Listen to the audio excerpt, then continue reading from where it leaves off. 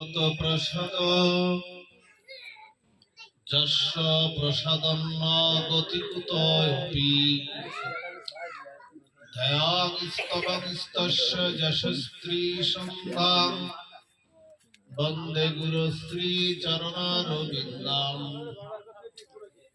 বন্দে অহং শ্রী গুরু শ্রীযুত পদ কমলাম শ্রী গুরুনা বৈষ্ণবাংশ্চ শ্রী রূপ সাগ্র জাতং সহগণ রঘুনাথ নিতং তং সজীবম সাদ্বৈতং সবধূতং পরিজন সহিতং কৃষ্ণ চৈতন্য দেবং শ্রী রাধা কৃষ্ণ পাদন সহগণ ললিতা বিশাখানিত নমস্ত অজ্ঞানতিমিরন্ধস্য জ্ঞানাঞ্জন শলাকয়া চক্ষুरुन्मीलितं येन तस्मै श्रीगुरवे नमः।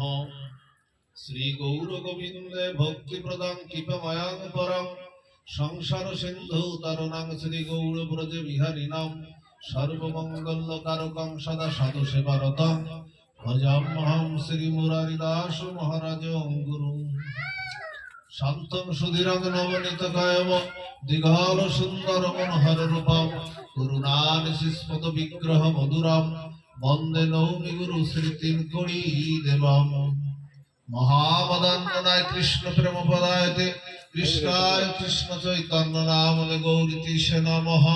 तप्त काञ्चन गौराङ्गे राधे वृन्दावनेश्वरी वृषभानुसुते देवी तं नमामि हरिप्रिये। पंचतत्वात्मकं कृष्णं भगतरूपस्वरूपकं भक्त अवतारं भक्तोऽखं नमामि भक्तशक्तिकं।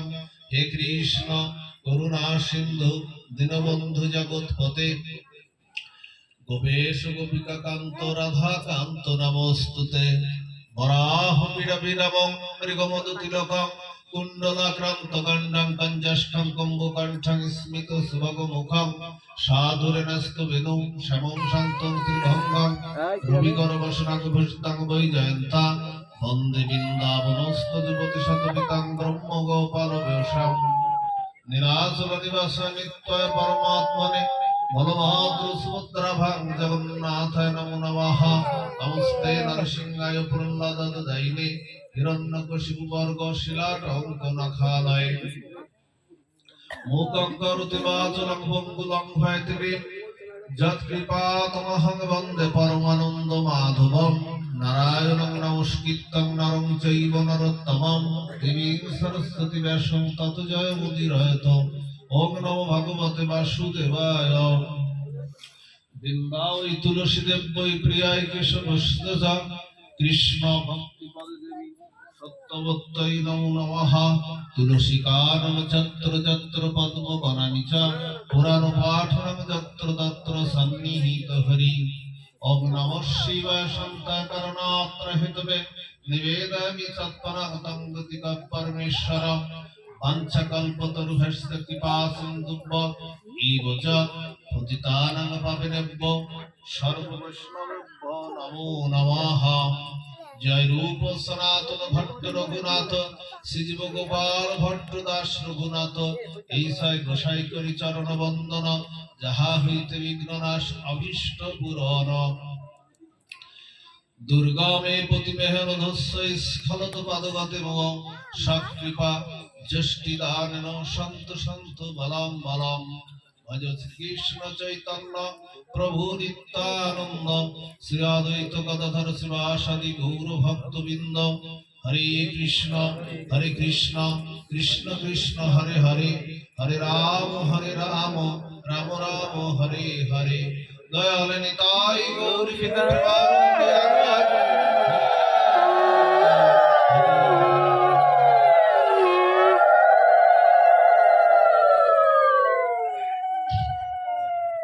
जय राधे जय निताय जय गुरु सुंदर।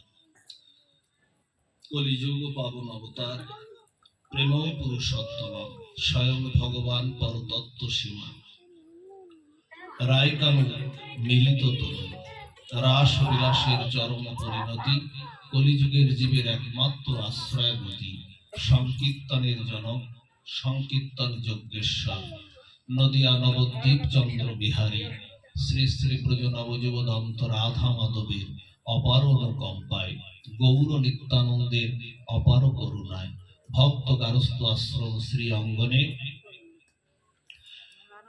পিতামাতা সহ পিতৃ এবং মাতৃকুলের উদ্দেশ্যে আজকের এই মহাভাগবতী অনুষ্ঠানে, আজকের এই সুমঙ্গল সুভাগবত রজনীতে যে সকল সাধুগুরু বৈষ্ণব মণ্ডলী সুধী সজ্জন, জগৎ মাতার অংশভূত কল্যাণীয় মাতৃমণ্ডলী, যারা অপ্রাকৃত অনিন্দ সুন্দর শ্রী ভগবানের গুণমাধুর্য শ্রবণ মানসে ব্রতী হয়ে সংসার বিষয়কর্মকে অভিজ্ঞা করে এই হরিকথাতে যারা, এই অমৃত রসকথাতে যারা অবগাহন করে এই শ্রীয়াঙ্গিনায় উপনীত হয়েছে, পাঠের প্রারম্ভে সকলের চরণে সহস্র দণ্ডবৎ প্রণতি নিবেদন করি। আমার প্রতি কৃপাশীষ দান করুন। পরমারাধ্য শ্রী গুরু মহারাজ, মহন্ত মহারাজ নিত্য লীলায় প্রবিষ্ট 108 মুরারিদাস বাবাজির চরণ কমল বন্দনা পূর্বক যৎকিঞ্চিত ভাগবতী এবং শ্রীমৎ ভগবদ গীতা পাঠে প্রবিষ্ট হচ্ছে।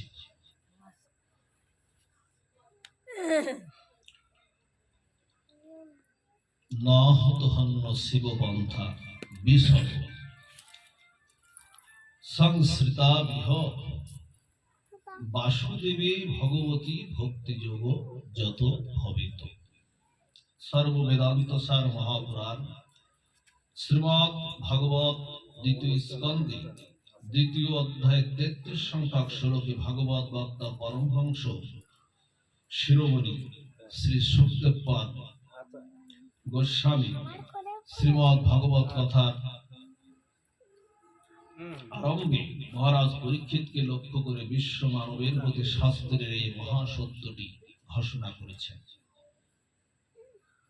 আজকে আমাদের আলোচনা আস্বাদনের বিষয়বস্তু হলো,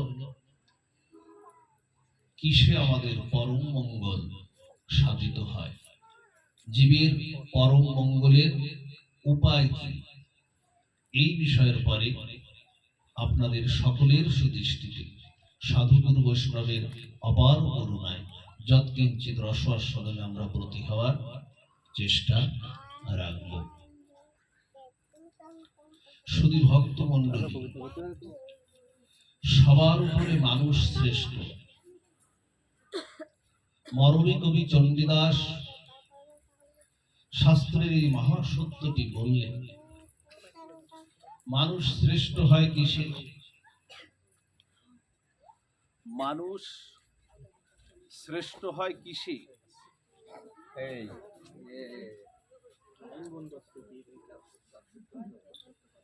মানুষ কি করে তার শ্রেষ্ঠত্বের আসনে আসীন হতে পারে? ধন জন বিত্ত বৈভব ঐশ্বর্য বিদ্যা বুদ্ধি পাণ্ডিত্য, এর দ্বারা কি মানুষ শ্রেষ্ঠত্বের আসনে আসীন হতে পারে? পারে না। রামচরিত মানুষে তুলসীদাস গোস্বামী বললেন যে খেজুর গাছটা না অনেক লম্বা হয়, কিন্তু খেজুর গাছের ওই মাথায় বসে না, মস্তকে বসে, মাথায় বসে কোনো পাখি কুহু কুহু কলতান রবি কোকিল কণ্ঠে কোনো গান করে না। আর খেজুর গাছের তলায় বসে কোনো ক্লান্ত শ্রান্ত পথিক বিশ্রাম নেয় না। এর কারণ কি জানেন? পাখিগুলো গান করে না কি কারণে?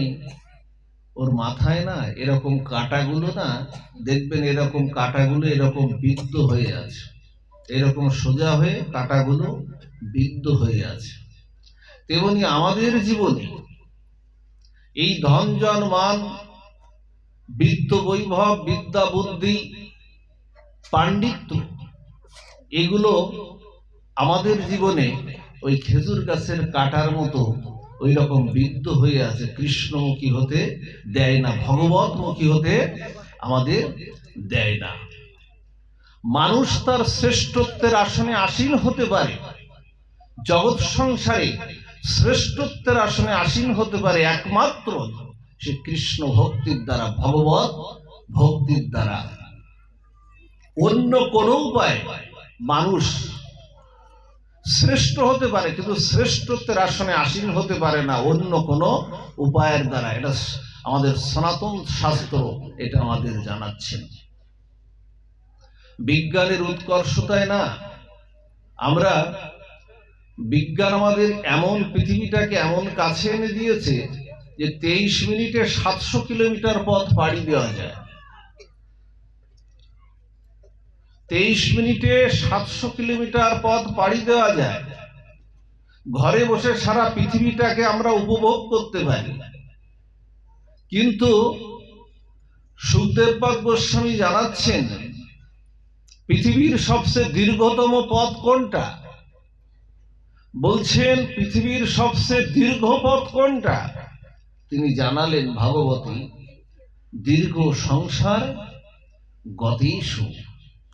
বারবার এই পুনঃ জন্ম মৃত্যুর দ্বারা, বারবার এই মাতৃজনির দ্বারা আমি যে বারবার ভূমিষ্ঠ হচ্ছি, পুনরপি জননম পুনরপি মননম পুনরপি জননী জঠরে শয়নম, এই যে বারবার এই মাতৃজনিদ্বার দিয়ে বারবার আসা যাওয়ার পথটি হলো আমাদের শাস্ত্র জানাচ্ছেন একমাত্র দীর্ঘ পথ।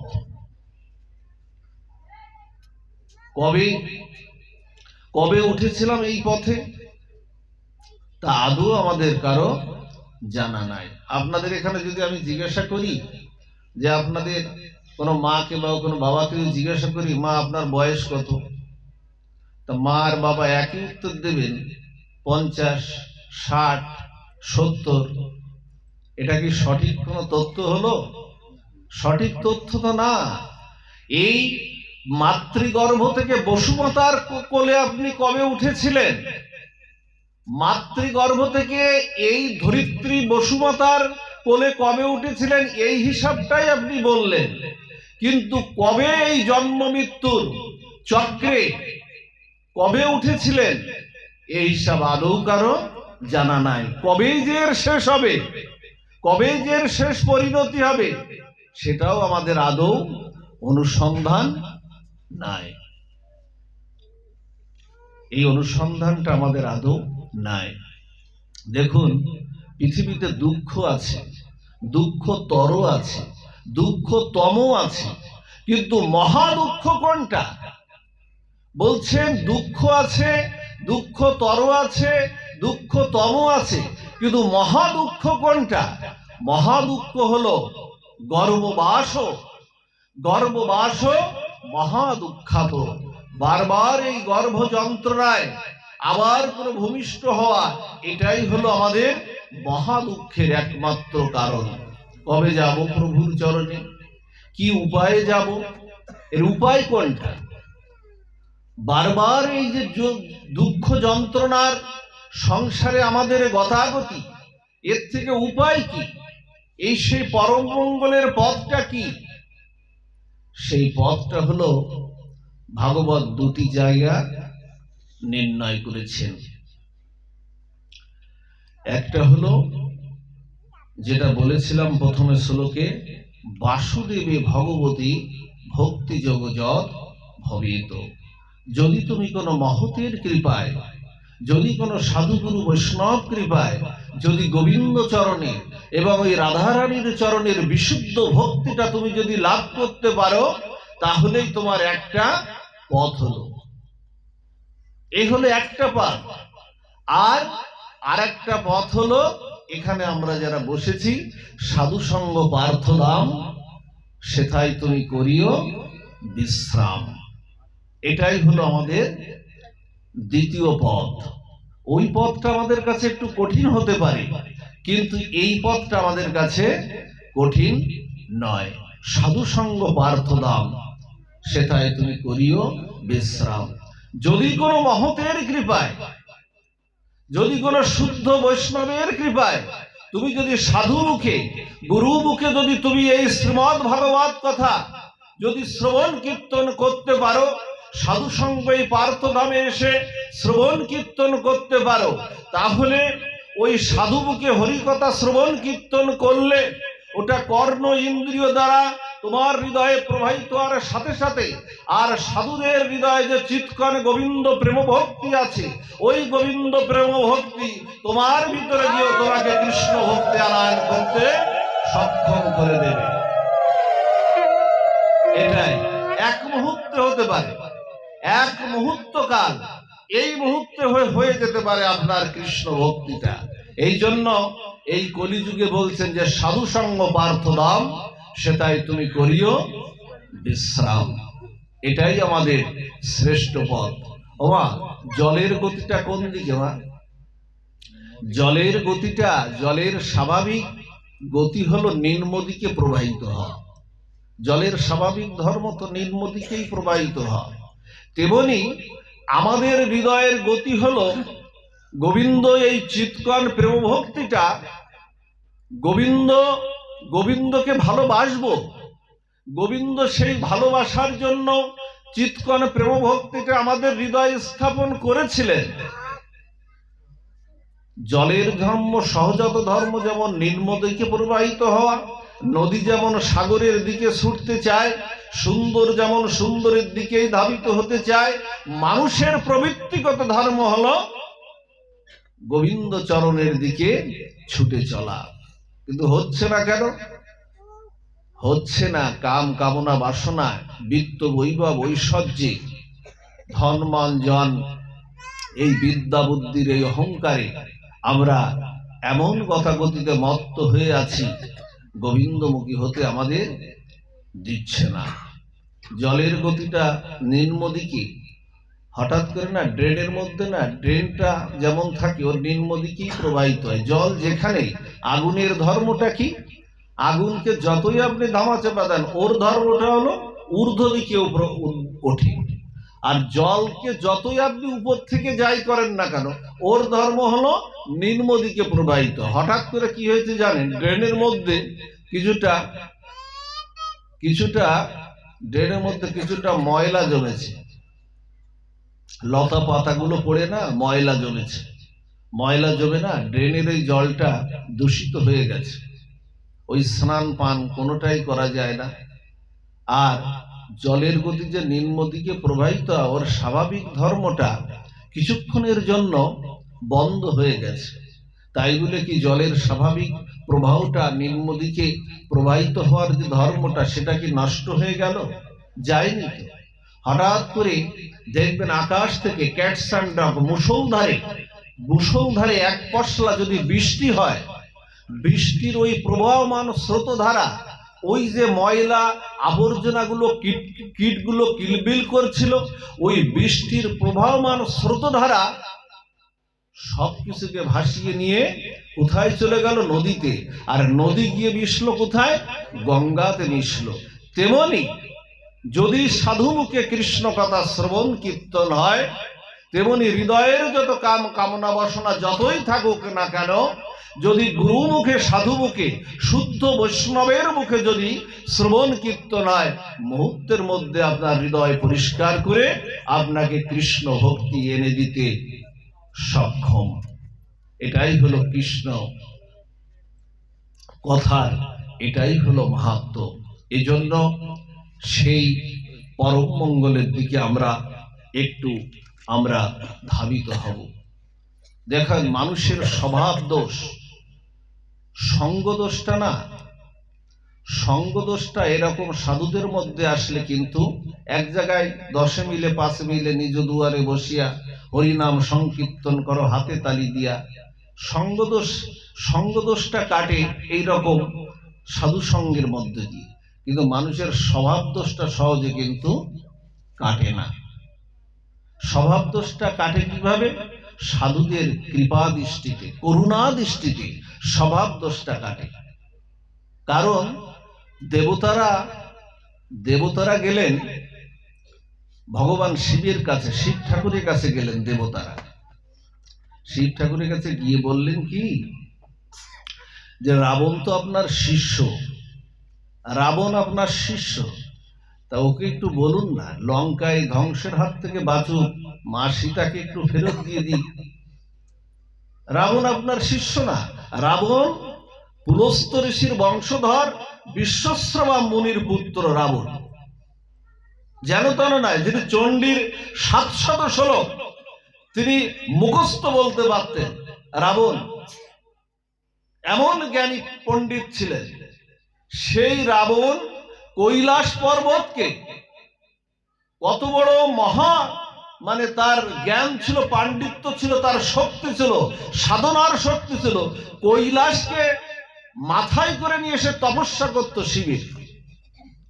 সেই রাবণ কোন দুর্বুদ্ধিতে সীতা দেবীকে হরণ করলো তো দেবতারা গিয়ে বলল যে আপনি তো তার গুরুদেব, আপনার শিষ্য, তা রাবণকে আপনি বলুন না মা সীতাকে ফেরত দিয়ে দিতে।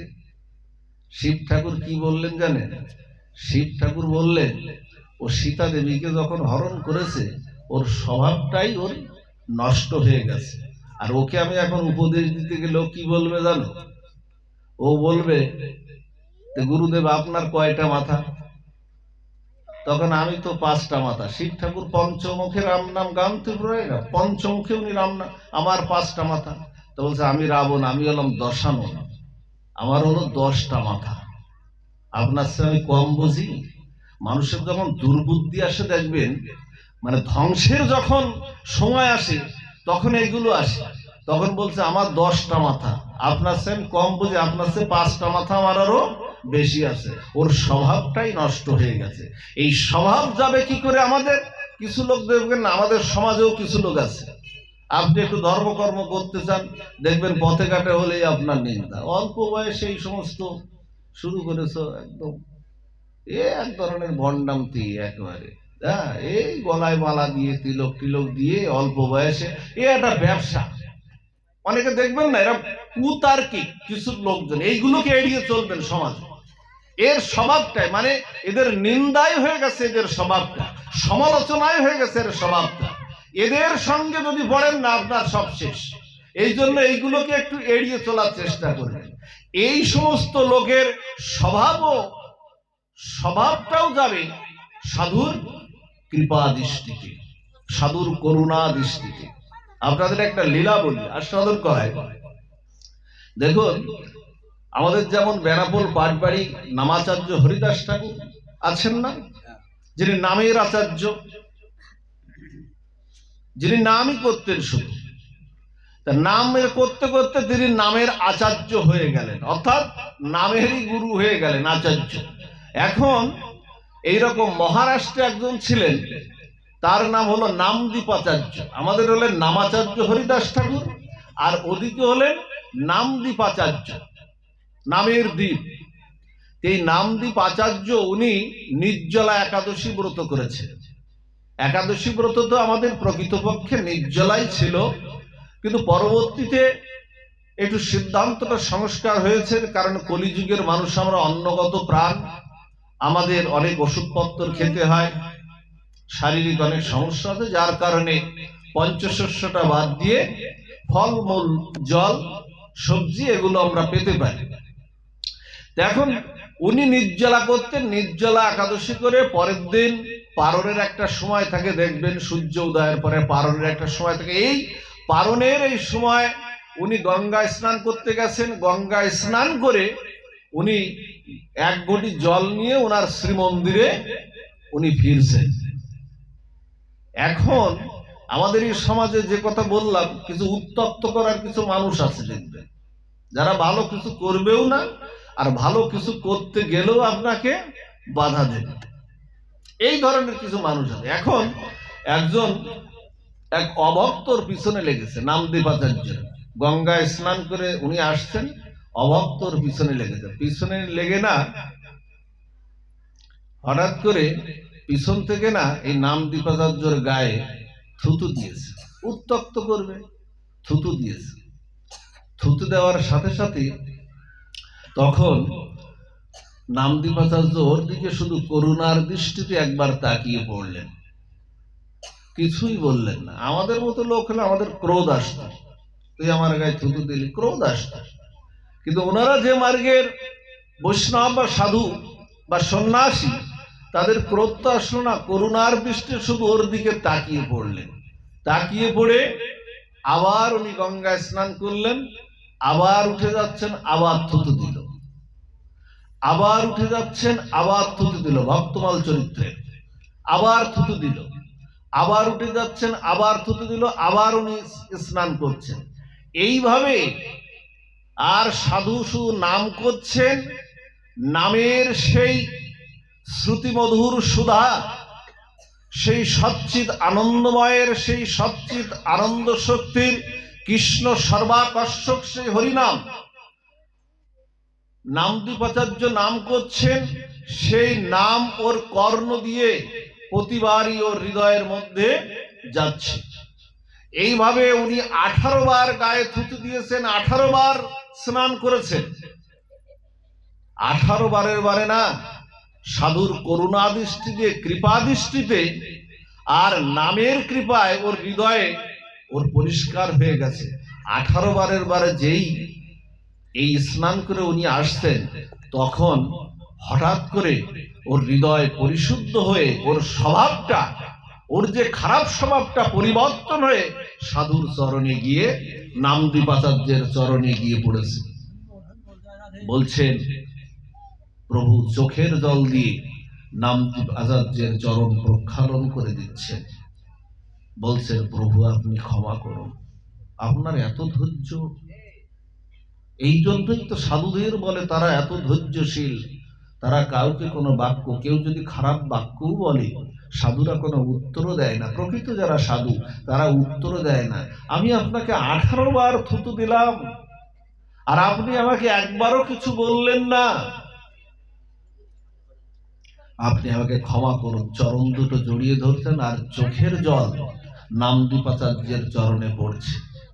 বলছে আপনি আমাকে ক্ষমা করুন, আপনি যদি আমাকে ক্ষমা না করেন আমি আপনার চরণ তো ছাড়বই না, আর আমার জীবনে কোনো গতি হবে না। আপনার চরণে যে আমি অপরাধ করেছি, আপনি আমাকে ক্ষমা করুন। নামদীপাচার্য বলছেন ওকে তুলে নিয়ে না বুকে জড়িয়ে ধরেছেন। দেখুন ও কি করছে আর সাধু কি করছে। ওকে তুলে নিয়ে না বুকের মধ্যে জড়িয়ে নিয়েছেন। জড়িয়ে নিয়ে বলছেন কি, শোনো তোমার কোনো অপরাধ নাই, কিন্তু তুমি আমার আজকে যে উপকার করলে, তোমার মতো পরম বন্ধু আমি আমার এই সাধন জীবনে, আমি আমার এই ভজন সাধনার জীবনে তোমার মতো পরম বন্ধু আজ পর্যন্ত একজনও আমি পাইনি। শুনে অবাক হয়ে গেছে। বলছে আমি থুতু দিলাম, আবার বলছে আমার মতো পরম বন্ধু পাইনি। বলছে হ্যাঁ, তোমার মতো পরম বন্ধু আমার জীবনে আজ পর্যন্ত একদিনও জোটেনি। বলছেন মনে করছেন উপবাস করছে। বলছেন কেন প্রভু এমন বললেন? তা বলছে কি, অন্যদিন না আমি মাত্র একবার গঙ্গায় স্নান করি, আজকে তোমার কৃপায় মা গঙ্গার পক্ষে আজকে আমি 18 বার গঙ্গায় স্নান করে পুত পবিত্র আমি হয়ে গেছি। এই হলো তুমি আমার পরম বন্ধু। স্বভাব দোষ পরিবর্তন হয়ে, স্বভাব দোষ পরিবর্তন হয়ে ভক্ত হয়ে গেল সাধু কৃপায় মুহূর্তে। এই জন্য মা আমাদের একটু সাধু সঙ্গ চাই, সাধু মুখে একটু হরি কথা চাই, শ্রবণ কীর্তন আমাদের চাই, না হলে আমাদের উপায় নাই। জীবনের ক্ষণ কিন্তু ফুরিয়ে আসছে। দিন গেল মিছে কাজে, রাত্রি গেল নিদ্রায়, না ভুজিল রাধা কৃষ্ণের চরণারবিন্দায়। এটা এখন বন্ধ রাখো মা, ওটা এখন বন্ধ রাখো, এখন বন্ধ রেখে দাও, ওটা থাক, এখন আর দ্বিতীয় না থাক। ঘড়ির কাটার সময় আমরা অনেকেই দেখি মা, দেখি তো ঘড়ির কাটার সময় অনেকে দেখি না, কিন্তু জীবন ঘড়ির কাটা কি সবাই দেখি বাবা? জীবন ঘড়ির কাটা যে আমাদের সামনে আসছে, জীবন ঘড়ির কাটা কি আমরা দেখি? দেখি না। যদি দেখতেন বা আমি যদি দেখতাম, তাহলে এত নিশ্চিন্তে আমি বসে থাকতে আমি পারতাম না। আমাদের একজন রাজা ছিলেন, সেই রাজার নাম হলো জানেন, খট্টাঙ্গ রাজা। এই খট্টাঙ্গ রাজা ছিলেন পরম কৃষ্ণ ভক্ত রাজা। ভক্ত চরিত্র কেন বলতে হয় জানেন? সবচেয়ে ভক্ত চরিত্র বলার মাধুর্য কি জানেন? ভগবান বলছেন কি, আমার কথা ভক্তরা শোনে, আমার কথা শুনে ভক্তরা শ্রবণ কীর্তন করে। আর যেখানে ভক্ত চরিত্র পাঠ হয়, ধ্রুব, প্রহ্লাদ, নারদ, অম্বরীশ, খট্টাঙ্গ, এইরকম ভক্ত চরিত্র যেখানে পাঠ হয়, আমি সেখানে রাধারানীকে নিয়ে আমি সিংহাসন থেকে উঠে দাঁড়িয়ে পড়ে আমি রাধারানীকে নিয়ে আমি শ্রবণ কীর্তন আমি সেখানে করি। ভক্ত চরিত্র, এখানে প্রভু এসে গেছেন, এই গৃহাঙ্গনে আমার প্রভু এসে গেছেন। কারণ গীতায় মাহাত্ম্যে বলেছেন, যেখানে হরি কথা হয় সেখানে আমি ধ্রুব, প্রহ্লাদ, নারদকে নিয়ে সেখানে আমি উপস্থিত হয়ে যাই। আর শোনো, তোমাদের এই হরি কথাকে সম্মান জানানোর জন্য আমি আমার প্রেয়সী রাধারানীকে নিয়ে, লাদিনী শক্তি রাধারানীকে নিয়ে আমি সিংহাসনেও বসি না, আমি গীতা কথা আর ভাগবত কথা শ্রবণের জন্য আমি দাঁড়িয়ে পড়ে, গোবিন্দ আজকে এখানে দাঁড়িয়ে পড়ে শ্রবণ কীর্তন এখানে করেন। আচ্ছা, এই বাড়িতে আজকে প্রথম কে এসেছে বলেন তো মা? এই বাড়িতে আজকে এখানে আজকে অনুষ্ঠান হবে, রামকৃষ্ণ মহাশয়ের বাড়ির এখানে অনুষ্ঠান হবে আজকে, তার পিতামাতা এবং তার পিতৃমাতৃকুলের উদ্দেশ্যে আজকে এখানে অনুষ্ঠান হবে। এখানে আজকের অনুষ্ঠানে কে এসেছিল প্রথমে? লাইটিং, ডেকোরেটর, রান্না বান্নার লোক, ভক্তরা, কে এসেছিল বলেন? কে এসেছিল? কথা বলেন। এখানে এরা কেউ আগে আসে, এখানে কেউ, এখানে এই লাইটিং, ডেকোরেটর, রান্না বান্না, এখানে কেউ আগে আসে না। যেদিন থেকে নোটিশ জারি হলো আজকে বৃহস্পতিবার রাত্রে সন্ধ্যার পর থেকে এই গৃহে ভাগবত অনুষ্ঠান হবে, ভগবান সেদিন আগেই এই গৃহাঙ্গনে উপস্থিত হয়ে অপেক্ষায় আছে, কবে ভক্তরা আসবে, কখন আসবে, আর তাদের বদনে হরি কথা শ্রবণ করব। এই ভগবানের উৎকণ্ঠা এমন। এই হলো ভগবান ভক্ত চরিত্র, এভাবেই শ্রবণ কীর্তন করেন। আর কি হয়েছে জানেন? এই খট্টাঙ্গ রাজা ছিলেন কৃষ্ণ ভক্ত রাজা। এখন দেবতারা দৈবাসুর যুদ্ধ হয়, দেখবেন মাঝে মাঝে দেবতার অসুরদের মধ্যে যুদ্ধ হয়, কোন সময় দেবতারাও পরাজয় বরণ করে, আবার অসুররাও স্বর্গ দখল করে, এরকম আছে না? কতবার এরকম হয়েছে তার ঠিক নাই। এই জন্য এই দৈবাসুর যুদ্ধে অসুরদের কাছে পরাজিত হয়েছে দেবতারা। দেবতারা পরাজিত হয়ে ঘুরে বেড়াচ্ছেন, বনে বনে ঘুরে বেড়াচ্ছেন। এখন দেবতারা তো সুখ ভোগের মধ্যে, মন্দাকিনীর তীরে পারিজাত পুষ্পে উর্বশীর নৃত্যে দেবতারা তো সবসময় সুখ ভোগই করে। এখন তারা কি আর ওই বনে বাদারে পাহাড়ে ঘুরে বেড়াতে পারে? এখন দেবরাজ ইন্দ্রের নেতৃত্বে সবাই গেছে কার কাছে? এই খট্টাঙ্গ রাজার কাছে। তাহলে কি হলো মা? দেবতা, যে দেবতার ভজনা আমরা আছি, সেই দেবতারাও পরাজিত হয়ে যাচ্ছেন কৃষ্ণ ভক্ত রাজা খট্টাঙ্গর কাছে। খট্টাঙ্গর কাছে গিয়ে বলছেন কি, আপনি তো পরম কৃষ্ণ ভক্ত রাজা, চারিদিকে আপনার তো অনেক সুনাম, আপনার সুনাম চারিদিকে, তা আপনার বীরত্বের কাহিনী তো খুব বীরত্ব গাথা, তা আপনি কৃপা করুন আমাদের। দেবরাজ ইন্দ্র সহ সকল দেবতারা উপস্থিত বলছে আপনি কৃপা করুন।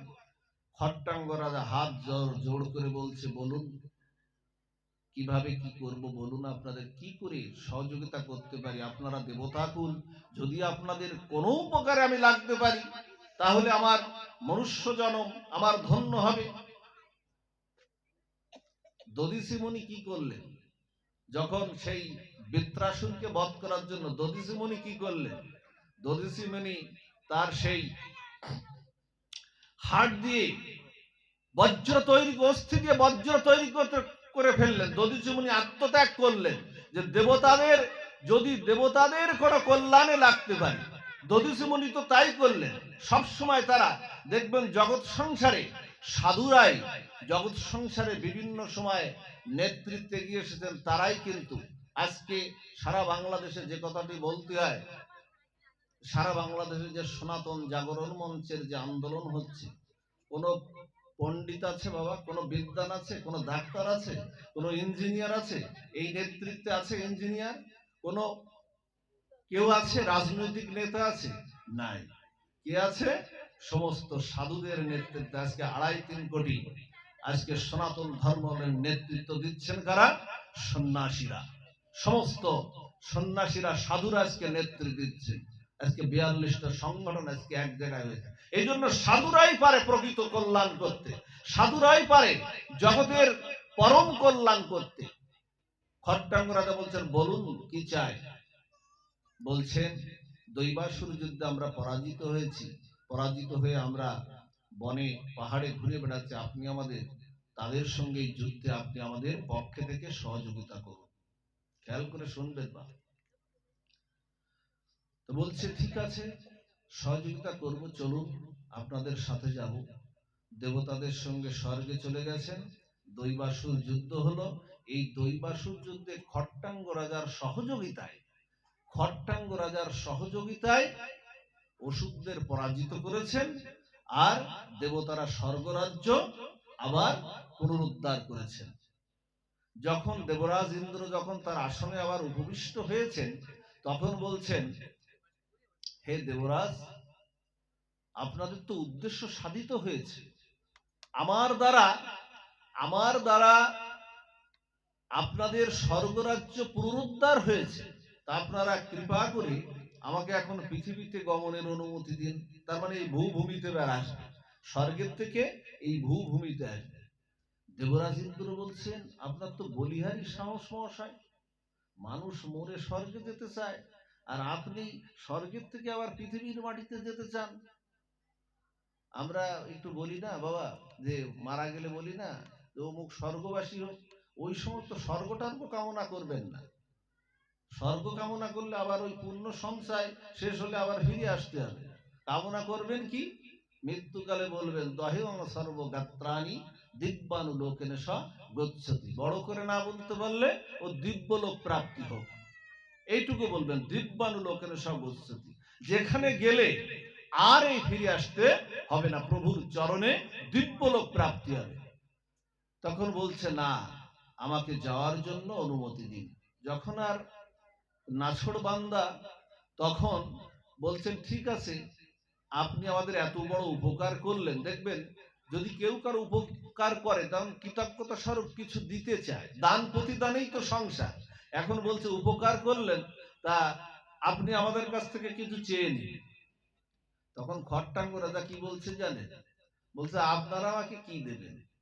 বরং আপনাদের প্রয়োজনেই তো আমাকে আনলেন। আপনারা যদি এতই দিতে পারতেন, এতই যদি পারতেন, তাহলে তো আমার সহযোগিতা নিতেন না। আপনারা আমাকে কি দেবেন? তা বলছে, না, আপনি কিছু একটা চেয়ে নিন, একটা কিছু চেয়ে নিন। তখন বারবার এইরকম জোরাজুরিতে বলছে, তাহলে এক কাজ করুন দেবতা কুল, আপনারা তো গণনা করতে পারেন, গণনা টণনা করতে পারেন। তা হাতটা বাড়িয়ে দিয়েছিল, এরকম হাতটা বাড়িয়ে দিয়ে বলছে, আমার এই হাতের রেখাটা একটু গণনা করে বলুন, আমি আর কয়দিন আমি বাঁচব, আমার আয়ু আছে আর কয়দিন, আমি কতক্ষণ আর এই পৃথিবীতে আমি বাঁচব। হাতটা বাড়িয়ে দিয়ে দেবরাজ ইন্দ্র গণনা করে বলছেন যে, আপনি আর বেশিক্ষণ বাঁচবেন না, কয়েক মুহূর্ত কাল আপনার আর আয়ু আছে, অল্প কিছুক্ষণ আপনার আর আয়ু আছে, কয়েক মুহূর্ত কাল আয়ু আছে, বেশিক্ষণ বাঁচবেন না, আপনি যাবেন না স্বর্গরাজ্য ছেড়ে, এই ভূভূমিতে যাবেন না। তখন খট্টাঙ্গ রাজা প্রার্থনা করলেন, কয়েক মুহূর্ত কাল যখন আয়ু আছে, তখন কৃপা করে আমাকে একটা দ্রুত দেবযান দিন। বলছেন, দ্রুত দেবযান? কি করবেন এই দেবযান নিয়ে? তা বলছে, দ্রুত দেবযান নিয়ে আমি এই পৃথিবীর মাটিতে গৌর গোবিন্দের চরণ অভিষিক্ত করা, আমার রাধা মাধবের চরণ অভিষিক্ত করা, নিতাই গৌরের চরণ অভিষিক্ত করায় ভূভূমিতে নামব। তো নেমে কি করবেন?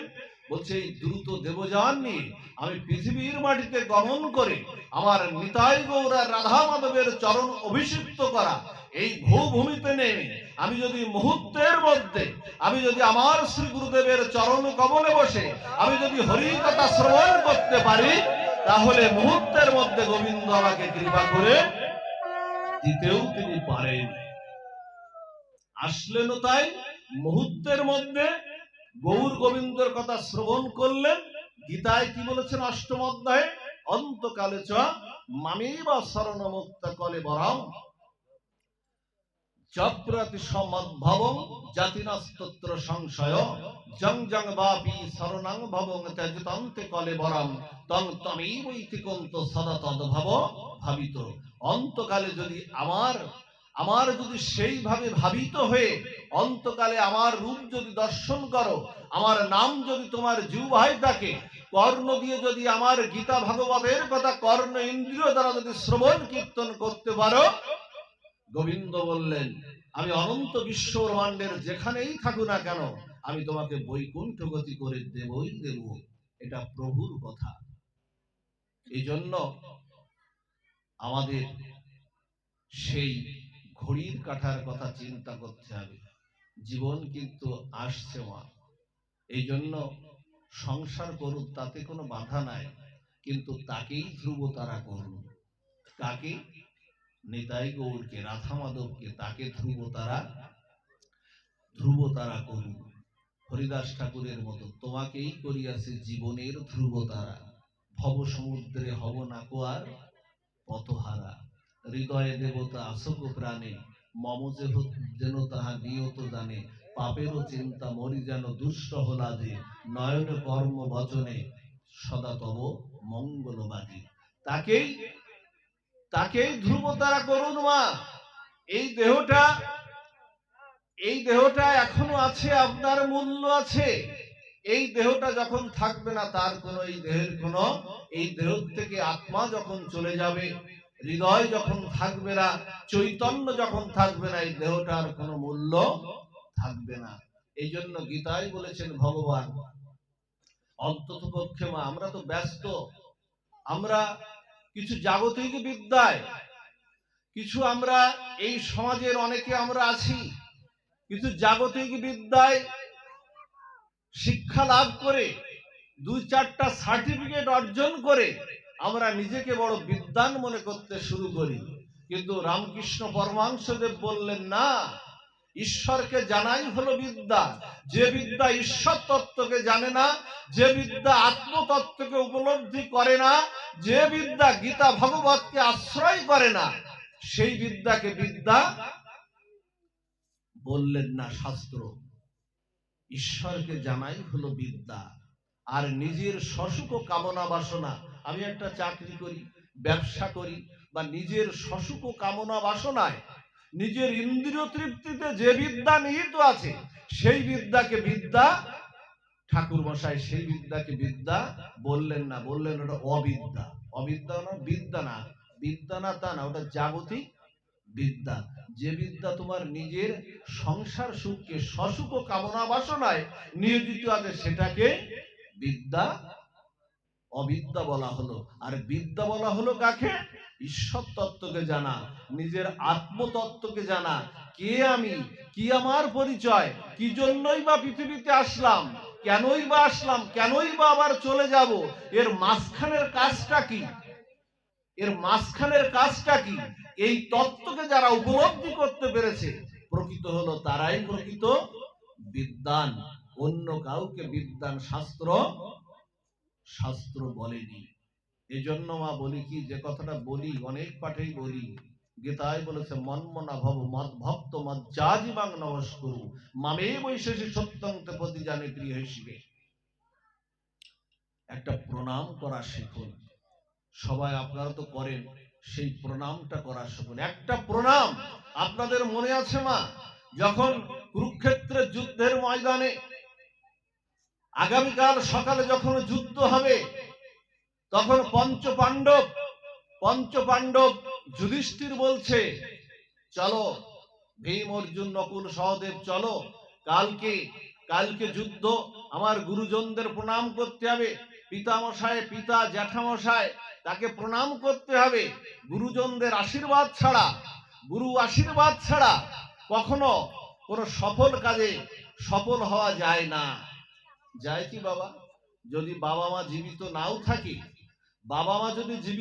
থাকে, ওই বাবা মার চিত্রপটেও যদি আপনি প্রণাম করে যদি আপনি রাস্তায় বের হন, তাতেও একটা গণ্ডি হয়ে যায় আপনার জীবনে, তাতেও আপনার অনেক বিপদ আপনার নাও আসতে পারে।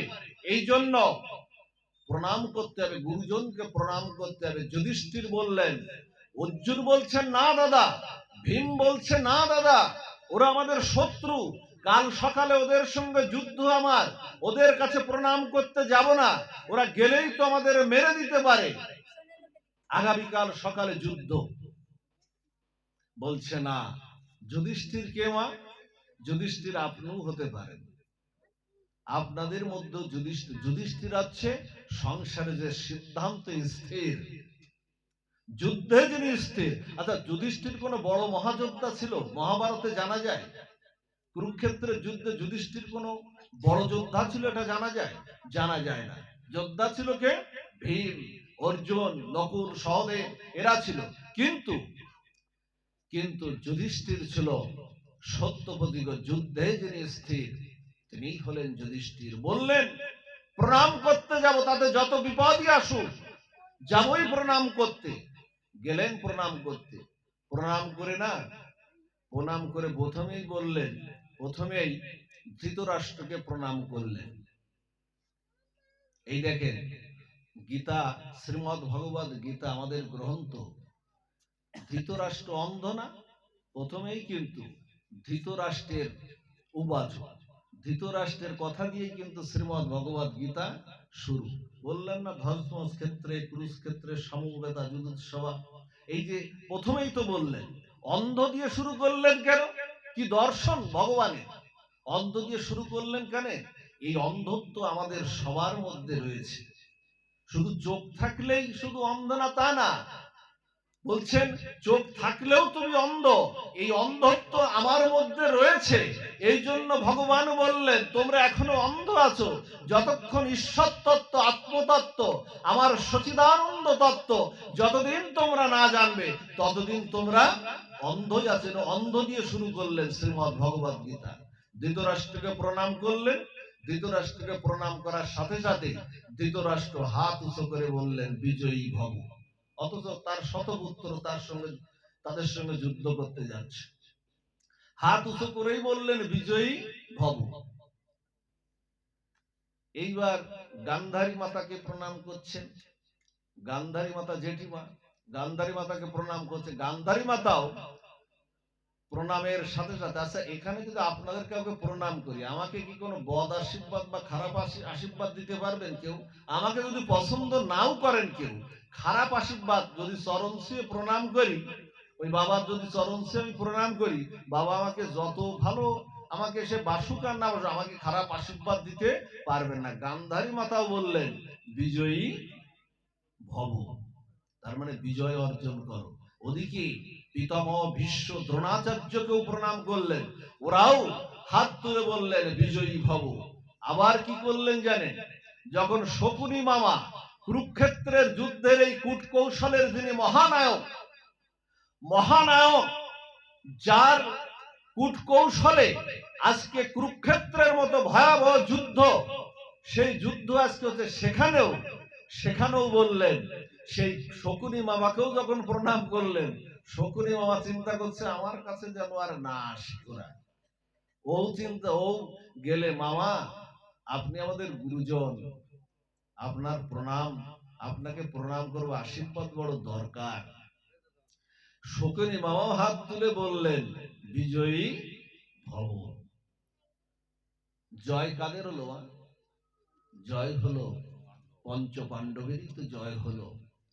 গান্ধারী মাতা বললেন যে কথা বলেছিলেন, হ্যাঁ, আমি আমার শতপুত্রকে পাঠিয়েছিলাম, দুর্যোধনের সাথে ওরা ফেরেনি, আর শ্রীকৃষ্ণকে ধর্ম আশ্রয় করে, এই জন্য শাস্ত্র বলছে আপনাকে ধর্ম আশ্রয় করতেই হবে, গণ্ডির মধ্যে আপনাকে থাকতেই হবে, ধর্ম আশ্রয় না করলে হবে না। এই জন্য দুর্যোধন ও শতপুত্রকে নিয়ে গেছিল, একজনও ফেরেনি, আর শ্রীকৃষ্ণকে আশ্রয় করে, ধর্ম আশ্রয় করে পঞ্চ পাণ্ডব গিয়েছিল গোবিন্দের সাথে, ওরা অক্ষত হয়ে ফিরে এসেছিল, ওরা সেই রাজাও হয়েছিল। এজন্য ধর্মকে আশ্রয় করতে হবে, গীতায়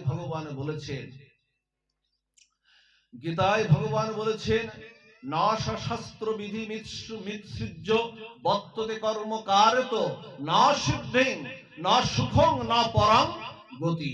দেখবেন 17তম অধ্যায়ের 24 নম্বর শ্লোকে গোবিন্দ বলছেন যারা শাস্ত্র মানে না, যারা ধর্মকে আশ্রয় করে জীবনের পদের সেই ধর্মীয় অনুশাসনে যারা চলে না, বলছেন তারা কি করবে? তারা কখনো সুখ পাবে না, তাদের কোনো গতি হবে না, তারা কোনো সিদ্ধি, তারা কোনো সিদ্ধি লাভ করতে পারবে না। এই জন্য ধর্ম মানতে হবে, শাস্ত্র মানতে হবে। যে ধর্মেই আমরা থাকি না কেন, ধর্মের অনুশাসন প্রত্যেকটি মানুষের সামাজিক, রাজনৈতিক, পারিবারিক জীবনে ধর্মীয় অনুশাসন মেনে চলতে হবে। ওমা, আপনাদের মনে আছে সীতা দেবীকে যখন রাম আর লক্ষ্মণ যখন রেখে বনে চলে গেল, বনে যাওয়ার পরে সীতা দেবীকে রেখে একটা গন্ডি কেটে চলে গেল না?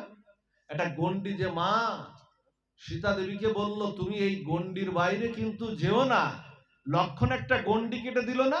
আপনারা জানেন না যে এই গন্ডির বাইরে তুমি যেও না, এই গন্ডির বাইরে গেলেই কিন্তু তোমার বিপদ আছে। কিন্তু সীতা দেবী কি শুনলেন? তা রাবণ আসলো সেই মুনির বেশে। রাবণ সেই রূপটা পরিবর্তন করে তার মন্ত্র শক্তির দ্বারা মুনির বেশে সেখানে আসলো। আর মুনির বেশে সেখানে আসলে দুয়ারে মুনি এসেছে, অর্ঘ্য চাচ্ছে, ভিক্ষা চাচ্ছে, না দিলেও তো বিপদ। গন্ডির বাইরে যেই না গেলেন, সীতা দেবী হরণ হয়ে গেলেন। শাস্ত্র এখানে নির্দেশ দিচ্ছে তুমি তোমার গন্ডির বাইরে কখনো যেও না, ধর্মের বাইরে, ধর্মীয় অনুশাসনের বাইরে তুমি যেও না, তাহলে তোমার পতনের সম্ভাবনা, কিন্তু তোমার পতনের সম্ভাবনা আছে। ধর্মের বাইরে যেও না। রাবণের, আপনাদের মনে আছে, রাবণ যখন রাম লক্ষ্মণের বাণে যখন ভূপাতিত হয়ে যখন মাটিতে পড়লেন, তখন লক্ষ্মণ জীবনটা নিবু নিবু, প্রদীপটা নিবু নিবু করছে। লক্ষ্মণ শুধু একটা কথা জিজ্ঞাসা করলেন, তুমি তো এত মহাশক্তিশালী, তা তোমার এই পতনটা হলো কেন? রাবণ, তোমার পতন হলো কেন? এত হুঙ্কার, তোমার এত পুত্র বিজয়ী বীর, তারা মহাবীর, তোমার এই এত পতন হলো কেন? রাবণ শেষ কথাটা কি বলেছিলেন জানেন? রাবণ বলেছিলেন, আমি পুলস্ত্য ঋষি বংশধর, বিশ্বশ্রবা মুনির আমি পুত্র, আমার সোনার লঙ্কা, চতুর্দিক দিয়ে সমুদ্র বেষ্টিত, আমার সোনার লঙ্কা, চতুর্দিক দিয়ে সমুদ্র বেষ্টিত, আমার লক্ষ লক্ষ সেনা, আমার অজেয় কিছু সন্তান যারা বীর, যারা বিশ্ব জয় করতে পারে, সোনার লঙ্কা আমার। আমি শিব ঠাকুরের উপাসনা করেছি, কৈলাসটাকে মাথায় নিয়ে উপাসনা করেছি, তপস্যা করেছি। আমি চণ্ডী পাঠ করতে পারি না দেখে, আমি চণ্ডী পাঠ করতে পারি, কিন্তু আমার সবকিছু ছিল। আমার পতন হলো কেন জানো? আমি এই অন্তকালে যে কথাটা বলে যাই, আমার পতনের কারণ হলো আমি সবকিছু পেয়েছি, সবকিছু মেনেছি, কিন্তু আমি প্রভু রামচন্দ্রকে মানিনি, আমি ধর্মকে মানিনি, যার কারণে আমার এই পতনটা আমার হয়ে গেল। এই জন্য আমাদের কি করতে হবে? আমাদের ধর্মকে মানতে হবে, আমাদের শাস্ত্রকে, আমাদের সবসময় শাস্ত্রের ভিতরই আমাদের চলতে হবে। শাস্ত্র ছাড়া আপনি কখনো চলতে পারবেন না। সেই শাস্ত্রের অনুশাসনে আমরা যেন আমরা চলতে পারি, সেইটাই আমাদের আজকের মুখ্য আলোচনার আমাদের উদ্দেশ্য। আর শাস্ত্রে বললেন যে পিতৃভব মাতৃদেব ভব। জানেন, শুধু যে সাধু সঙ্গে আমরা যেমন আসব, আমরা পিতামাতাকেও আমরা শ্রদ্ধা করব। আজকে সমাজ বড় কলুষিত হয়ে গেছে। আজকে অনেক জায়গায় দেখেছি পিতামাতাকে পর্যন্ত খেতে দেয় না, তার দেখাশোনাও করে না। ওমা, এই যে দুর্গা পুজোটা করেন না, দুর্গা পুজোটা দেখবেন যে প্রতিমাগুলো, মায়ের যে প্রতিমাটা আমরা করি, মায়ের প্রতিমাটা করতে গেলে না কোনো জায়গায় ভাস্কররা, শিল্পীরা 50,000 1 লাখ টাকা পর্যন্ত নিয়ে নেয়। নেয় না? আচ্ছা, মা কি কখনো চায়? মা কখনো কি চায়? মা এই দেহটা আমাদের সুন্দর করে গড়ে দিয়েছেন, সেই মাতা পিতার উদ্দেশ্যই তো হচ্ছে এই দেহটা সুন্দর করে গিয়েছেন। মা কি কোনো মজুরি চায়? মা কোনো মজুরি চায় না। জানেন, এই পিতামাতাকে শ্রদ্ধা জানাতে আমার প্রভু রামচন্দ্র 14 বছরে বনবাসে গিয়েছিলেন পিতৃসত্য পালনের জন্য। তিনি যদি ইচ্ছা করতেন তাহলে তিনি জোর করে সেদিন অযোধ্যার রাজা তিনি হতে পারতেন। তিনি কিন্তু পারতেন, জ্যেষ্ঠ সন্তান হিসেবে অযোধ্যার রাজা তিনি হতে পারতেন, কিন্তু অযোধ্যার রাজা তিনি হতে পারতেন, কিন্তু ভক্তবৃন্দের হৃদয়ের রাজা তিনি কখনো হতে পারতেন। আজকে প্রভু রামচন্দ্র আমাদের হৃদয়ের রাজা হয়ে আছেন। এই জন্য পিতামাতাকেও আমাদের শ্রদ্ধা করতে হবে। আপনাদের মনে আছে চৈতন্য মহাপ্রভু কিভাবে মাতাকে শ্রদ্ধা করেছেন?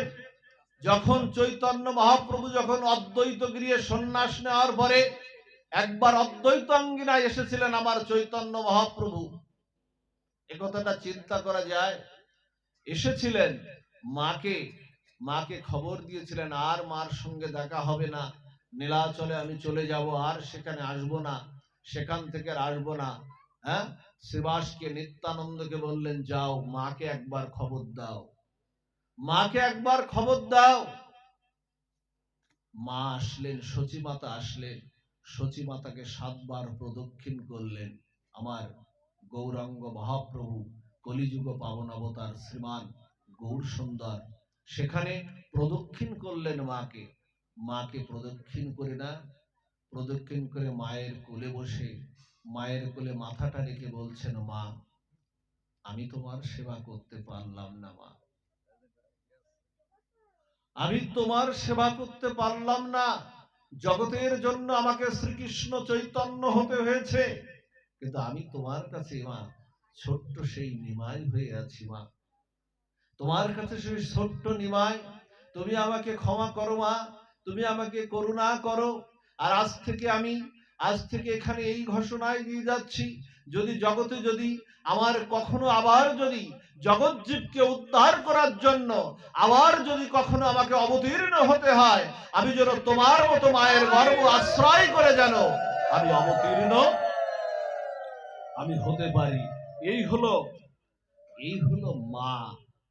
এই জন্য সেই মা বাবার জায়গাটা কিন্তু বৃদ্ধাশ্রম না, বৃদ্ধাশ্রম হলো সনাতন ধর্মের একটা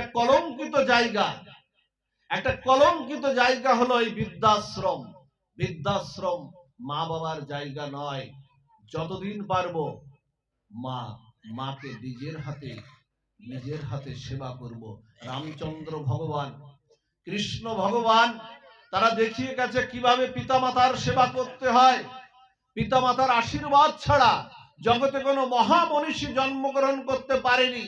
তারা খ্যাতি বিদ্যাসাগর, রামকৃষ্ণ পরমহংসদেব, স্বামী বিবেকানন্দ, যত মহৎ ঋষিমণি, সূর্য সেন, নেতাজি সুভাষচন্দ্র বোস, মহাত্মা গান্ধী, যারা এই অখণ্ড ভারত ভূমি থেকে ব্রিটিশদের উৎখাত করার জন্য যারা অখণ্ড ভারত থেকে যারা সহযোগিতা করেছিলেন, তারা প্রত্যেকেই কিন্তু গীতা মাকে যেমন আশ্রয় করতেন, নিজের মাকেও ঠিক তেমন করে ভালোবাসতেন, প্রণাম করে যেতেন। সূর্য সেন, প্রীতিলতা ওয়াদ্দেব, এই সমস্ত যারা ছিলেন প্রত্যেকেই তারা পিতামাতাকে শ্রদ্ধা করতেন, আর গীতাটাকে তারা আশ্রয় করতেন। নেতাজি সুভাষচন্দ্র বোস আপনারা জানেন, তিনি ছিলেন অজবীর, তিনি প্রতিদিন গীতাকে আশ্রয় করতেন। এই জন্য বলি কি মা, ছেলে মেয়েদের আমাদের মঙ্গলটা কিসে জানেন? আমাদের পরম কল্যাণ মঙ্গল কি জানেন? আমরা তো অনেক উৎসব করি, আধুনিকতার জোয়ারে আমরা গা ভাসিয়ে দিয়েছি। আমাদের কল্যাণের পথ হলো প্রত্যেকের হাতে হাতে না শ্রীমদ্ ভগবদ গীতাটা তুলে দেওয়া। আমরা যারা শিক্ষিত সমাজ সচেতন আছি না, তারা একটু আমরা পিছিয়ে, এই জায়গার থেকে পিছিয়ে আছি।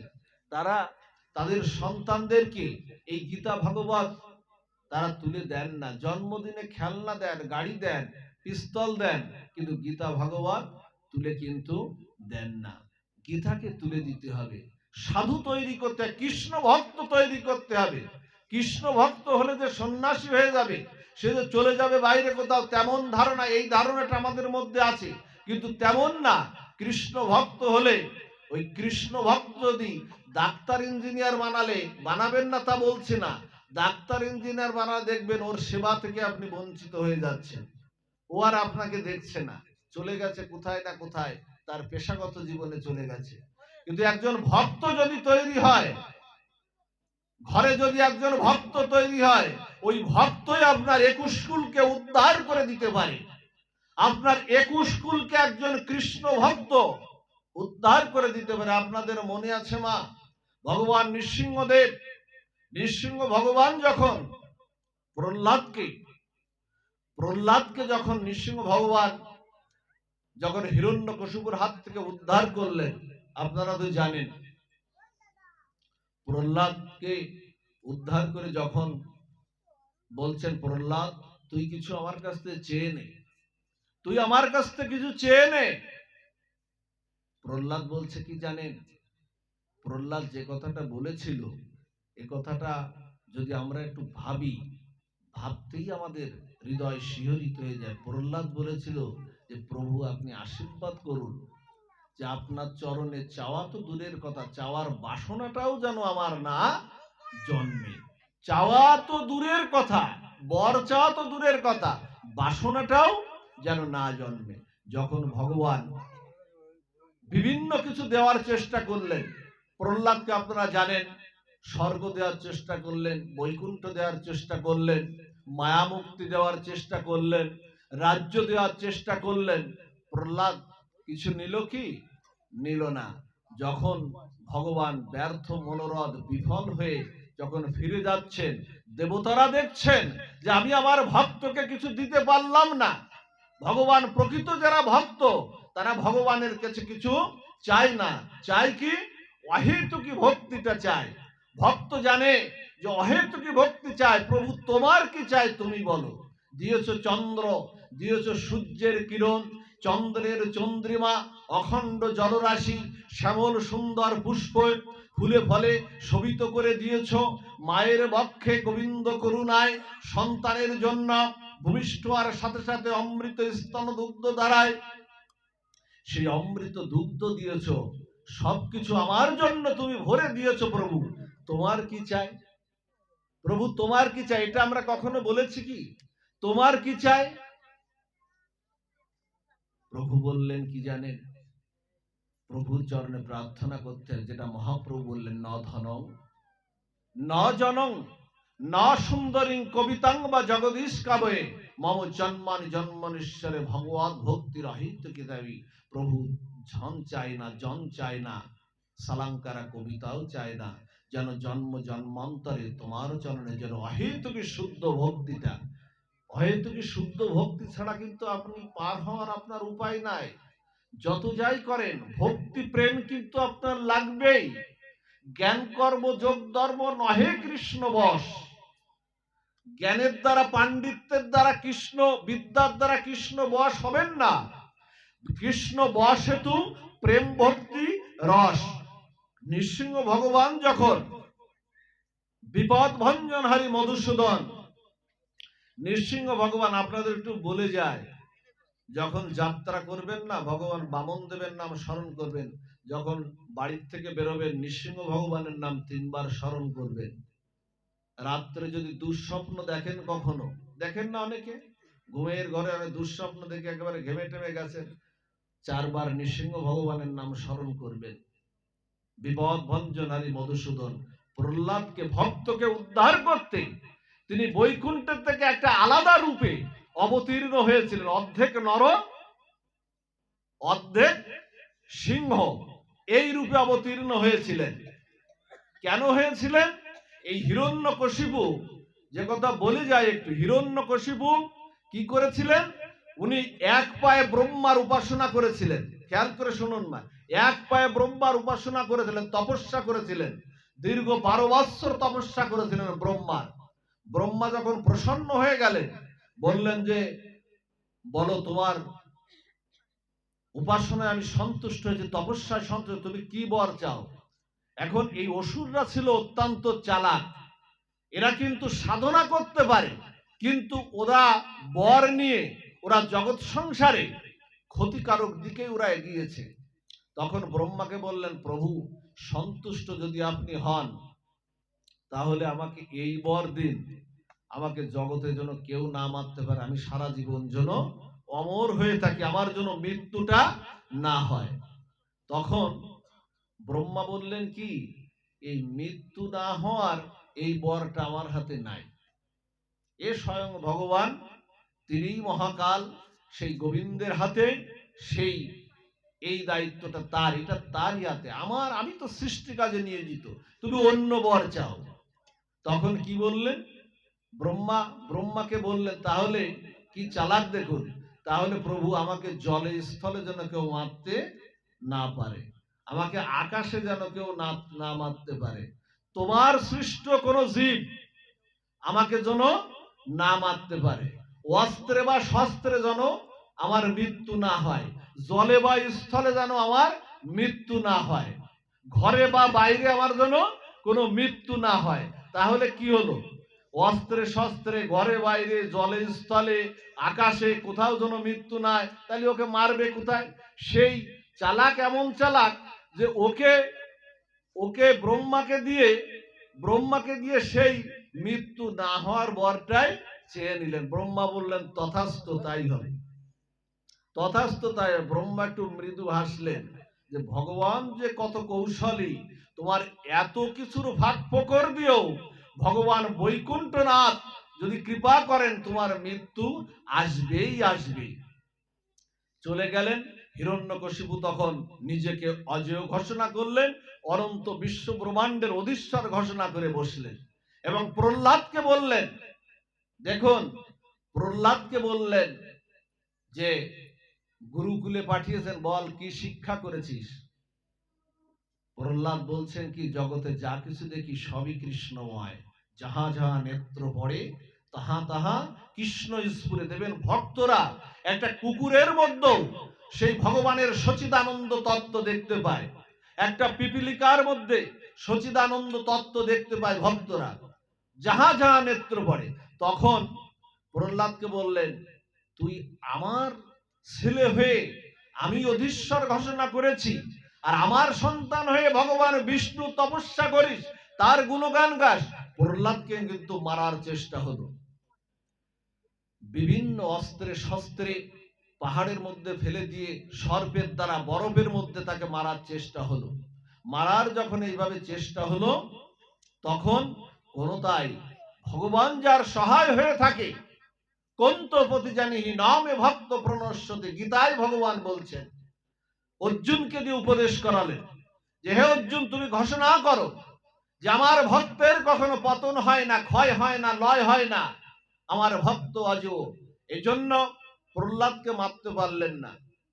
না মারতে পারলে তখন হিরণ্যকশিপু বললেন, তোর বিষ্ণু তো সব জায়গায়, কৃষ্ণ তো সব জায়গায়, তাই ঘরের মধ্যে একটা স্তম্ভ আছে, ওই রাজ্যের মধ্যে স্তম্ভটা মানে একটা খুঁটি, একটা পিলারকে দেখিয়ে বললেন কি, তোর স্তম্ভের মধ্যে কি কৃষ্ণ আছে, বিষ্ণু আছে? তখন প্রহ্লাদ বললেন কি, লাল চশমা দিয়ে তুমি যাই দেখো না কেন, সবই লাল দেখা যায়, সব লাল। এখন বলছে ভগবান কৃপা করলে এর মধ্যেই আছে। বলছে দেখি তো এর মধ্যে কেমন ভগবান আছে। যেই না পিলারে তলোয়ার দিয়ে যে আঘাত করেছে, বিপদ ভঞ্জনারী মধুসূদন নৃসিংহ ভগবান ওই পিলারের মধ্য দিয়ে আবির্ভূত হয়েছে। ভক্ত বৎসল ভগবান নৃসিংহ ভগবান কি, নৃসিংহ ভগবান কি, নৃসিংহ ভগবান কি। আসলেন, এসে কি করলেন, হিরণ্যকশিপুকে বধ করলেন। বধ কিভাবে করলেন? ওদিকে বর কি ছিল, জলে বা স্থলে, ঘরে বা বাইরে। তখন কি করলেন, ঘরেও মারা যাবে না, বাইরেও মারা যাবে না। হিরণ্যকশিপু কি করলেন জানেন? নৃসিংহ ভগবান এই উরুর উপর নিয়ে নিলেন। উরুর উপর নিয়ে দিলেন, জলও না স্থলও না, উরুর উপর নিয়ে নিলেন। এরপরে কি ছিল বর? ঘরেও না বাইরেও না। তার মানে একেবারে দেখবেন ঘরের ওই যে আমাদের চৌকাঠ থাকে না, ওই চৌকাঠের ঘরে নিয়ে নিলেন, ওটা ঘরও না আবার বাইরেও না, দিনেও না রাতেও না। বর ছিল বলতে দিনেও না রাতেও না। কখন মানলেন মা? গোধূলি লগ্নে।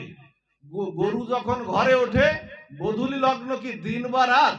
দিনও না রাতও না, গোধূলি লগ্নে তাকে মার। অস্ত্রেও না শস্ত্রেও না, অস্ত্রও না শস্ত্র না, নখ দিয়ে।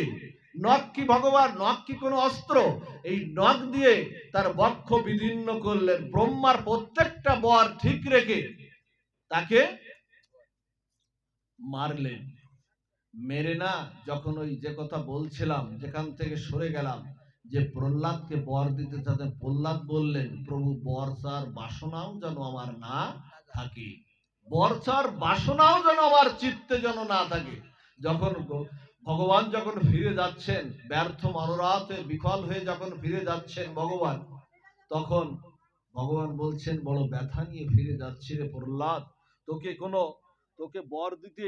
তোকে বর দিতে পারলাম না, ব্যর্থ হয়ে ফিরে যাচ্ছি, তোকে বর দিতে পারলাম না, শোন আমি চলে যাচ্ছি। তখন প্রহ্লাদ বললেন ও ব্যথা পাবে তাও তো চাই না, তাহলে কি করবি? তাহলে ভগবানকে ডাকলেন, বলছে প্রভু তুমি দাঁড়াও, বৈকুণ্ঠের পথে যাচ্ছ, তুমি দাঁড়াও। বলছে কিছু বলবি? আর প্রহ্লাদ বলছে না প্রভু তুমি ব্যথা পাবা তো তাও তো চাই না, তা বর যদি দিতে হয় তুমি এই বরই দাও। আমার পিতার জ্যাঠাকে আজকে তো বিদেয়ী আত্মার কল্যাণ, তাদের উদ্ধারণ লীলা, তার পিতা, আমার পিতা এবং জ্যাঠা তোমার বিদ্বেষ করে, হিরণ্যাক্ষ আর হিরণ্যকশিপু তোমার বিদ্বেষ করে যে অন্যায় করেছে তাদের তুমি ক্ষমা করে দিয়ে তোমার চরণে ঠাঁই দাও। তখন ভগবান নৃসিংহ ভগবান কি বলছেন জানেন? বলছে প্রহ্লাদ এ বর তো আমার হাতে নাই। হরি বল। বলছে এ বর তো আমার হাতে নাই। কেন প্রভু? তুমি অনন্ত বিশ্ব ব্রহ্মাণ্ডের সকল সুখ ঐশ্বর্য দিতে চেয়েছো, রাজ্য দিতে চেয়েছো, আমি কোনো কিছু গ্রহণ করিনি, আর সামান্য মাত্র আমার পিতা জ্যাঠাকে তোমার এই অন্যায়ের হাত থেকে, অপরাধের হাত থেকে একটু মুক্ত করার জন্য বর চেয়েছি। বলছে এ বর তোর হাতে, আমার হাতে আর নাই। কথা ছিল কোথায়? যে একজন কৃষ্ণ ভক্ত যদি সংসারে তৈরি হয়ে যায়। প্রহ্লাদকে বলছে শোন, নৃসিংহ ভগবান বলছে শোন প্রহ্লাদ, এ বরটা আর আমার হাতে নাই, তোর মতো কৃষ্ণ ভক্ত, এটা আমার হাতের বাইরে, তোর মতো কৃষ্ণ ভক্ত এই সংসারে যেদিন থেকে আবির্ভূত হয়েছে তার 21 কুলকে আমি উদ্ধার করে নিয়ে আমি বৈকুণ্ঠে গতি করে দিয়েছি। এই হলো ভক্ত তৈরি হওয়ার মাহাত্ম্য বা লাভ। এই জন্য ভক্ত তৈরি হন আর ভগবানের চরণে শরণাগতিতে আনুন। তমেব শরণাঙ্গস্য সর্বভাবেন ভারত, তার সঙ্গে যুক্ত হয়ে যান। গীতায় দেখবেন 10ম অধ্যায়ের 10ম নম্বর শ্লোকে বিভূতি যোগে বলেছেন তেসাং সতত যুক্তানাং ভজতাম প্রীতি পূর্বকম দদামি বুদ্ধি যোগং তং যেন মামুপজ্জান্তিতে। আমার সঙ্গে যুক্ত হয়ে যাও, আমার স্পর্শটা নাও। যুক্ত না তার মহামতি সম্রাট অশোক ছিলেন জানেন, সময় গড়িয়ে যায়। মহামতি সম্রাট অশোক ছিলেন। সম্রাট কাকে বলে মা? অনেকগুলো রাজ্যকে একত্রের যিনি থাকেন, অনেকগুলো রাজ্যের একত্রে অধিপতি যিনি থাকেন তিনি হন সম্রাট। রাজার সম্রাটের মধ্যে কিন্তু পার্থক্য আছে। মহামতি সম্রাট তেমন ছিলেন।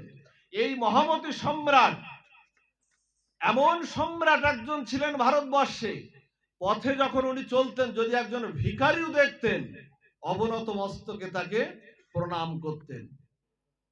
নত না হলে কখনো উন্নত হওয়া যায় না। উৎসব দিয়ে একটা নতি যোগ করলেই হয় উন্নত। এই জন্য আগে নত হতে হবে। নত হওয়ার শিক্ষা দিয়েছে। আমাদের অন্য ভক্তদের কোন প্রতিযোগিতা আছে জানি না, কিন্তু কৃষ্ণ ভক্তদের একটা প্রতিযোগিতা আছে, কে কত হতে পারে। নত না হলে উন্নত হওয়া যায় না। মহামতি সম্রাট এভাবে যখন প্রণাম করেন, একদিন তার মন্ত্রীবর্গ বলছেন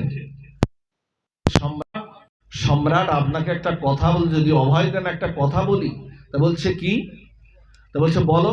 তা বলছে এই যে পথে ঘাটে আপনার এইভাবে প্রণাম করা, আপনার সম্রাটের সম্রাটত্ব তো থাকে না।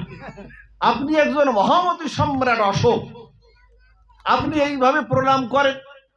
তা বলছে তাই, তাহলে তো আমার মাথার দাম তো অনেক।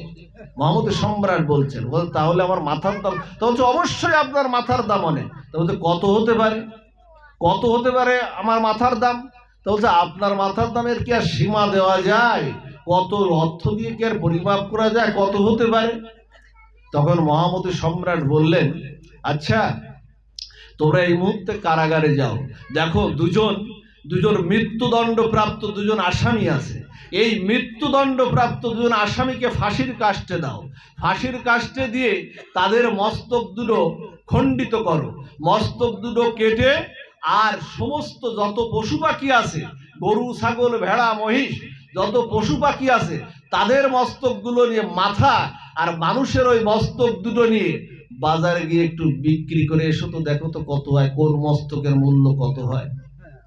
পাঠিয়েছেন, বাজারে পাঠিয়েছেন, সমস্ত মস্তকগুলোর সাথে মানুষের মাথাও দিয়ে দিয়েছেন। সব মাথা বিক্রি হয়ে গেছে জানেন, গরুর মাথা, ছাগলের মাথা, মহিষের মাথা, সব মাথা বিক্রি হয়ে গেছে। এই মানুষের মাথা আর কেউ কিনছে না, মানুষের মাথা আর কেউ কিনছে না। তখন মহামতি সম্রাট কাছে যখন ফিরে এসেছে ওই দুটো মস্তক নিয়ে, বলছে কোনটা বেশি দাম হলো? তা বলছে প্রভু সব মাথা বিক্রি হয়ে গেছে সম্রাট, কিন্তু মানুষের মাথা আর কেউ নেয়নি। মহামতি সম্রাট তার মন্ত্রীবর্গ সহ সবাইকে বুঝালেন সমস্ত কিছুর মূল্য আছে, কিন্তু মানুষের মাথার মূল্য আছে তখনই যতক্ষণ তার মাথাটা মস্তকে, তার দেহের থেকে সংযুক্ত থাকে। সংযুক্ত যতক্ষণ পর্যন্ত আছে, এই হৃদয়ে যতক্ষণ আত্মা আছে, এই হৃদয়ে যখন ঈশ্বর চৈতন্য আছে, পরমাত্মা যখন আছে, ততক্ষণ পর্যন্ত এর মূল্য থাকে। কিন্তু যদি এইগুলো না থাকে তার কোনো মূল্য নাই। মহামতি সম্রাট জগৎ সংসারকে বুঝালেন এই মস্তকের যতক্ষণ পর্যন্ত মূল্য ততক্ষণ এই দেহে আছে। এই জন্য আমাদেরকে কি করতে হবে? সর্বভাবেন তমেব শরণাঙ্গচ্ছ, গীতায় বলেছে তমেব শরণাঙ্গচ্ছ সর্বভাবেন ভারত। আর কি করতে হবে? গোবিন্দের সঙ্গে যুক্ত থাকতে হবে।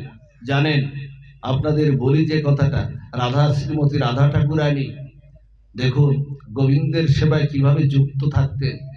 যখন বিরহ দশম দশায় আমার ঠাকুরানী, যখন কৃষ্ণ যখন চলে গেছে, রাধার বিরহে যখন, রাধার কৃষ্ণ বিরহে যখন পাগলের মতো পাগল পারা ললিতা সখী এসে বলছে, রাধারানী কি করেছেন জানেন?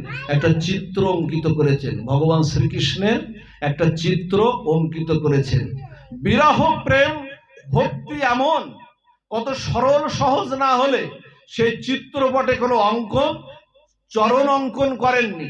ললিতা বিশাখা এসে বলছে, হ্যারে সখী, হ্যারে ঠাকুরানী, আরে এই তো গোবিন্দ, গোবিন্দ আর গোবিন্দের চিত্রপটে কোনো পার্থক্য নাই, এই তো, কিন্তু তার চরণটা অঙ্কিত করিসনি কেন? বলছে চরণটা অঙ্কিত করিসনি কেন? তা বলছে কৃষ্ণ তো চলে গেছে, আমার প্রাণনাথ তো চলে গেছে, তার চরণটা অঙ্কিত করিনি কেন জানো? ওই চরণের যেমন কিছু গুণ আছে, ওই চরণের কিছু দোষও আছে। চরণের কিছু দোষ আছে, আমি তো হারা হয়েছি। আবার যদি আমার প্রাণনাথ কখনো ফিরে আসে, যদি চরণ না থাকে সে তো আর যেতে পারবে না। এই জন্য চরণটা আমি করিনি। কত ভাব, কত প্রেম না হলে এমন তত্ত্ব উপলব্ধি করা যায় না। রাধারানী তখন ললিতা বিশাখাকে বলছে, শোন, আমি হয়তো আর বাঁচবো না, যদি মরে যায় না। ললিতা বিশাখা বলছে তাহলে কি করব? বলছে ললিতা বিশাখা বলছে আমি যদি মরে যাই তাহলে আমার এই দেহটাকে না তোরা জলে ভাসাস না, আমার এই দেহটাকে জলে ভাসাস না, কারণ আমি কৃষ্ণ বিরহে এত কেঁদেছি যে আমার দেহ আর জলে আর ভাসবে না। তা বলছে তাহলে কি করবো? বলছে আগুনেও পোড়াস না, কারণ কৃষ্ণ বিরহে এমন আগুনে পুড়েছি যে আমি ভাসবো না। তাহলে কি করব? বলছে তাহলে তমাল গাছে তোকে বেঁধে রাখি। তা বলছে তমাল গাছে বেঁধে রাখলে যে গন্ধ বেরোবে। রাধারানীকে বলছে তমাল গাছে যদি বেঁধে রাখি তাহলে তো গন্ধ বেরোতে পারে। তা বলছে না, আমার গায়ে কোনো গন্ধ বেরোবে না।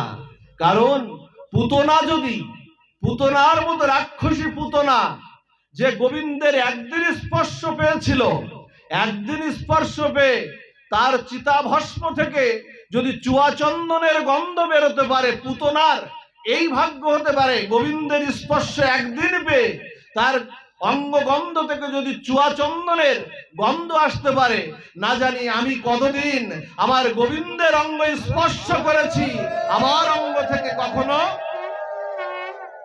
কখনো দুর্গন্ধ বেরোতে পারে না। এই জন্য যুক্ত থাকুন, গোবিন্দের সঙ্গে যুক্ত থাকুন, তেষাং সতত যুক্তানাং। আর ধর্ম অনুশাসনের মধ্যে আপনারা থাকুন। ছেলে মেয়েদের শিক্ষা দিন যে তারা যেন লেখাপড়া করুক, জাগতিক বিদ্যা এগুলোর প্রয়োজন আছে, কিন্তু ধর্মীয় এই সমাজকে, এই সনাতন সমাজকে বর্তমান রক্ষা করতে হলে, আমাদের বর্তমান যে প্রেক্ষাপটে, এই প্রেক্ষাপটে রক্ষা করতে হলে অবশ্যই ধর্মীয় অনুশাসনের শিক্ষা এই সনাতন ছেলে মেয়েদের দিতে হবে। না হলে এদের কোনো রোধ করা যাবে না, এদের কোনো গতি হবে না। যা হোক, সময় হয়ে যাচ্ছে অনেক। সবশেষে বলি, নামের একটা লীলা দিয়েই পাঠ বিশ্রামের দিকে আমরা এগিয়ে যাই। আপনারা জানেন কলিযুগ মহাপাবন অবতারী শ্রীমান গৌর সুন্দর এসেছিলেন ওমা। চম্বুকের ধর্মটা কি? লোহাকে আকর্ষণ করা চম্বুকের ধর্ম না? তাই তো মা, নাকি? সময় একটু গড়িয়ে যাচ্ছে, বেশি কৃপা করুন। চম্বুকের ধর্ম হলো লোহাকে আকর্ষণ করা, স্বভাবজাত ধর্ম হলো লোহাকে আকর্ষণ করা। আচ্ছা, লোহায় যদি মরিচা পড়ে আকর্ষণ করবে কি? আকর্ষণ তো করবে না। মরিচা পড়েছে তো আকর্ষণ করবে না। তেমনি ভগবানের স্বভাবজাত ধর্ম, আমাদের স্বভাবজাত ধর্ম হলো ভগবানের কৃপা শক্তি আমাদের মধ্যে যুক্ত হওয়া। কিন্তু হচ্ছে না কেন জানেন? এই হৃদয়ে কামনা দিয়ে, বাসনা দিয়ে, অনন্ত চাপা দিয়ে, হিংসা বিদ্বেষ দিয়ে ভরে রেখেছি। এই জন্য এটা যাচ্ছে না। সেজন্য আবার চৈতন্য মহাপ্রভু কি বললেন? চৈতন্য মহাপ্রভু বললেন, আমি কলিযুগ পাবন অবতার শ্রীমান মহাপ্রভু যা দাপর যুগে যা দিতে পারেনি, আমি কলিযুগে চৈতন্য মহাপ্রভু নিজে আচরীয় জগৎকে শিক্ষা প্রদান করার জন্য রাধা ভাব মিলিত তনু হয়ে আমি নদিয়া নবদ্বীপের আকাশে উদিত হয়ে এমন হরিনাম, সেই নামটা এমন ভাবে আনবো, সেই নামের মধ্যে এমন ভাবে রাধা প্রেম ব্রজ প্রেম মিশ্রিত করে দেব, যা নেওয়ার সাথে সাথে ওই সমস্ত কামনা বাসনা ভস্মীভূত হয়ে সবাইকে কৃষ্ণ ভক্তি প্রেম লাভ হয়ে যাবে। সেই প্রেম আমি আনবো, আমি কলিযুগ পাবন অবতার শ্রীমান মহাপ্রভু। সেই নাম আনলেন, যে নাম খাইতে শুইতে যথাতথা নাম লয়, দেশকাল নিয়ম নাই, সর্বসিদ্ধি হয়। শোনো মিশ্র কলিযুগে নাহি তব যোগ্য, যে জনা কৃষ্ণ ভজে তার মহাভাগ্য। অতএব তুমি গৃহে কৃষ্ণ ভজ গিয়া। মহাপ্রভু চেয়েছিলেন, আজকে কিন্তু এটা কোনো অমুক বাবুর এটা আঙ্গিনা নয়, আজকে এই মুহূর্তে এই আঙ্গিটা হলো শ্রীবাস আঙ্গিনা, যেখানে নামযজ্ঞের শুভ আরম্ভ হয়েছিল, কৃষ্ণ কথা কৃষ্ণ নামের শুভ আরম্ভ হয়েছিল। আজকে এটা শ্রীবাস আঙ্গিনা। এই মুহূর্তে সেই মহাপ্রভু বলেছিলেন, অতএব তুমি গৃহে কৃষ্ণ ভজ গিয়া, কুটিনাটি পরিহারি একান্ত হইয়া, সাধ্য সাধন তত্ত্ব যা কিছু সম্বল, হরিনাম সংকীর্তনে মেশালাম সকল। সেই নাম এসেছে মা। হরিদাস ঠাকুর নাম করতেন, মালাই জপিলে নাম আত্মিক উন্নতি হয়, উচ্চ স্বরে গাহিলে নাম জীবের কল্যাণ হয়। শুধু তাই তো না মা, প্রত্যেকেই হরিনাম করুন। মালায় জপলে কি হবে? আত্মার উন্নতি হয়। বসুন, একটু পরে করেন। এই সেই নাম। কলিযুগকে সবাই প্রণাম জানাচ্ছেন। প্রণামহ কলিযুগ সর্বযুগ সার, হরিনাম সংকীর্তন যাহাতে প্রচার। এই কলিযুগটা দোষের আখর, নিন্দা হয়, পাঁচজন এক জায়গায় বসলে দেখবেন সমালোচনা হয়, কোনো ভালো কথা কিন্তু হয় না। সেই কলিযুগকে প্রণাম জানাচ্ছেন ঋষিরা। এত দোষের মধ্যে, এত নিন্দার মধ্যে, এত কুকর্মের মধ্যে, এত সমালোচনার মধ্যে মহাপ্রভু সেই রাধা প্রেম, ব্রজ প্রেম নিয়ে অবতীর্ণ হয়েছেন। সেই নাম আপনারা করুন, সেই নামের ছোট্ট একটি মহিমা আস্বাদন করে পাঠ বিশ্রাম। আপনারা জানেন রামচন্দ্র লীলায় একজন ভক্ত ছিলেন, তার নাম হলো সুকন্ত। আপনারা শুনেছেন কিনা লীলাটা জানেন। সুকন্ত নামের কি মহিমা! ভগবান স্বয়ং চেয়ে নামটা আরো মাধুর্যময়, নামের কৃপাটা আরো বেশি। স্বয়ং ভগবান যদি এখানে আপনার সামনে আসে, স্বয়ং ভগবানের থেকে ভগবানের নাম আরো কৃপাময়, আরো করুণাময়। এই সুকন্ত ছিলেন প্রভু রামচন্দ্রের ভক্ত ছিলেন সুকান্ত। এই সুকান্ত যখন রামচন্দ্রের ভক্ত ছিলেন, তখন রামচন্দ্র 14 বছর বনবাস শেষে যখন অযোধ্যায় এসে যখন রামচন্দ্রের অভিষেক হচ্ছে, খেয়াল করে শুনুন, অভিষেক হচ্ছে, তখন সমস্ত মুনি ঋষিরা, অত্রি, গৌতম, পুলস্ত্য, ভৃগু, বশিষ্ঠ, চ্যবন, সমস্ত মুনি ঋষিরা এসেছে, দেবতাকুল এসেছে, সমস্ত সবাই এসেছে। ওদিকে সুকান্ত কে ছিলেন? সুকান্ত ছিলেন কাশীর রাজা। মহাদেব যেখানে অবতীর্ণ হয়েছে, সেই কাশীর রাজা ছিলেন সুকান্ত। সুকান্ত নিমন্ত্রিত হয়েছে, সুকান্ত আসছে। সুকান্ত যখন আসছে, তখন ওই সুকান্তর সঙ্গে কার দেখা জানেন? নারদ মুনির দেখা। দেবর্ষিপাদ, নারদ মুনি। এই দেবর্ষিপাদ নারদ মুনির সঙ্গে দেখা। তখন সুকান্তকে বলছে, সুকান্ত তুমি কোথায় যাচ্ছ? তা বলছে, যাচ্ছি আমার বন্ধু রামচন্দ্রের রাজ্য অভিষেক হচ্ছে আজকে। 14 বছর পর বনবাস থেকে ফিরেছেন, আজকে রাজ্য অভিষেক হচ্ছে, সেখানেই যাচ্ছে। তা বলছে, তাহলে আমাকেও নিয়ে চলো, আমি তো যাবো, আমাকেও নিয়ে চলো। তা সেই রথে ওঠার আগে সুকান্তকে বলছে, শোনো, মানে নামের মহিমা প্রকাশ করছেন আজকে নারদ মুনি। তা বলছে, শোনো, তুমি ওখানে যাবে, ওখানে গিয়ে না, ওখানে সবাইকে প্রণাম করবে। ওখানে তো ঋষিরা আছে, সবাইকে প্রণাম করবে, কিন্তু ওখানে একজনকে তুমি প্রণাম করবে না। তা বলছে, কে সে? ঋষিবর কে সে? খেয়াল দিন, অপূর্ব মাহাত্ম্যপূর্ণ। বলতে, কে সে? তা বলছে কি, সে হলো ঋষি বিশ্বামিত্র ওখানে থাকবে। তুমি বশিষ্ঠ দেবকে প্রণাম করবে, অন্য সব ঋষিকে প্রণাম করবে, কিন্তু বিশ্বামিত্রকে তুমি প্রণাম করবে না। বলছে, সর্বনাশ, 10 জন ঋষি এক জায়গায় দাঁড়িয়ে আছে, আমি 9 জনকে প্রণাম করবো ঋষিকে, তাহলে বিশ্বামিত্রকে প্রণাম করবে না? আর উনি যে তেজস্বী ঋষি, উনি তো আমাকে একেবারে ধ্বংস করে দেবে। তা বলছে, আমি দেখবো ওটা, তোমাকে যা বললাম তুমি তাই করবে। এখন উনি একাধারে দেবতা, একাধারে ঋষি, উনার কথাও তো শুনতে হয়। এখনকার মতে ঠিক আছে, আপনি যখন দেখবেন বললেন, তা ঠিক আছে, আমি ঋষি বিশ্বামিত্রকে প্রণাম ওখানে আমি করব না। এখন এভাবে যখন গেছেন, গিয়ে সবাইকে গোটে গোটে প্রণাম ওখানে করলে ঋষি বিশ্বামিত্র বাদে আর সবাইকে কিন্তু ওখানে প্রণাম করেছে। প্রণাম করলে ঋষি বিশ্বামিত্র তো একটু অপমান হয়েছেন। এখন এখানে আপনারা 10 জন দাঁড়িয়ে আছে, কোনো মা বা কোনো বাবা এসে যদি আপনাকে একজনকে বাদে যদি প্রণাম করে, আপনাদের হৃদয়ে একটু জ্বালা হলেও তো হবে, বা একটু অপমান বোধ হলেও তো ভিতরে হবে, এটা স্বাভাবিক। ঋষি বিশ্বামিত্র ঠিক তেমন ক্রোধে কিন্তু জ্বলছে। প্রভু রামচন্দ্র রাজীব লোচন কারুণ্য ঘন নবদুর্বাদাল সম। প্রভু রামচন্দ্রের রাজ্যাভিষেক হয়ে গেছে, সিংহাসনে আহরণ করেছেন। আহরণ করার পরে সব অতিথিরা যখন চলে গেছে, বিদায় নিয়ে চলে গেছেন, ঋষি বিশ্বামিত্র ওখানে থেকে গেছেন। ঋষি বিশ্বামিত্র থেকে তখন রামচন্দ্রকে খবর পাঠাচ্ছেন, রামচন্দ্রকে ডাকো তো। রামচন্দ্র এসে, ঋষি বিশ্বামিত্র রামচন্দ্রের গুরুদেব, বশিষ্ঠ দেব যেমন রামচন্দ্রের গুরুদেব, ঋষি বিশ্বামিত্র তেমন গুরুদেব। তো এখন তখন বলছে, গুরুদেব আপনি আমাকে ডেকেছেন, আদেশ করুন। তা বলছে কি, শোনো, তোমাকে একটা আদেশ করি রামচন্দ্র, কাল সকালের মধ্যে না ওই সুকন্তর মস্তকটা আমি চাই। সুকান্তর মস্তক আমার কাছে নিয়ে এসে নিবেদন করবে কালকে সকালের মধ্যে। বলছে সর্বনাশ, কি বলছেন গুরুদেব? সুকান্ত আমার পরম বন্ধু, সুকান্ত পরম বন্ধু, ওর মস্তক নিয়ে নিবেদন করব? তা বলছে আমি তোমাকে গুরু আদেশ করলাম, গুরু আদেশ যদি শিরোধার্য হয় তাহলে কাল প্রত্যুষের মধ্যে আমি সুকান্তর মস্তক আমি চাই। এখন গুরু বাক্য বলছে প্রভু তাই হবে, বন্ধুর চেয়ে গুরু তো অনেক বড়, তাই হবে, তাই হবে।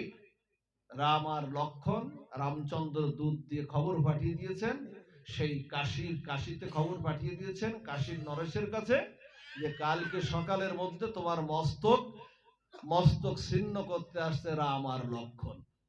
সর্বনাশ, এই রাম লক্ষণের হাতের থেকে আমাকে আর বাঁচানোর উপায় নেই। কি করলাম দেবর্ষি নারদের কথা শুনে, এ কি বিপদে পড়লাম। ও তখন রাজ্য থেকে পলায়ন করেছে, রাজ্য থেকে সুকান্ত পলায়ন করে খুঁজে বেড়াচ্ছে নারদমুনিকে। নারদমুনি তুমি কোথায় গেলে? বলেছিলে তুমি দেখবে, তুমি গেলে কোথায়? কোথায় গেলে তুমি?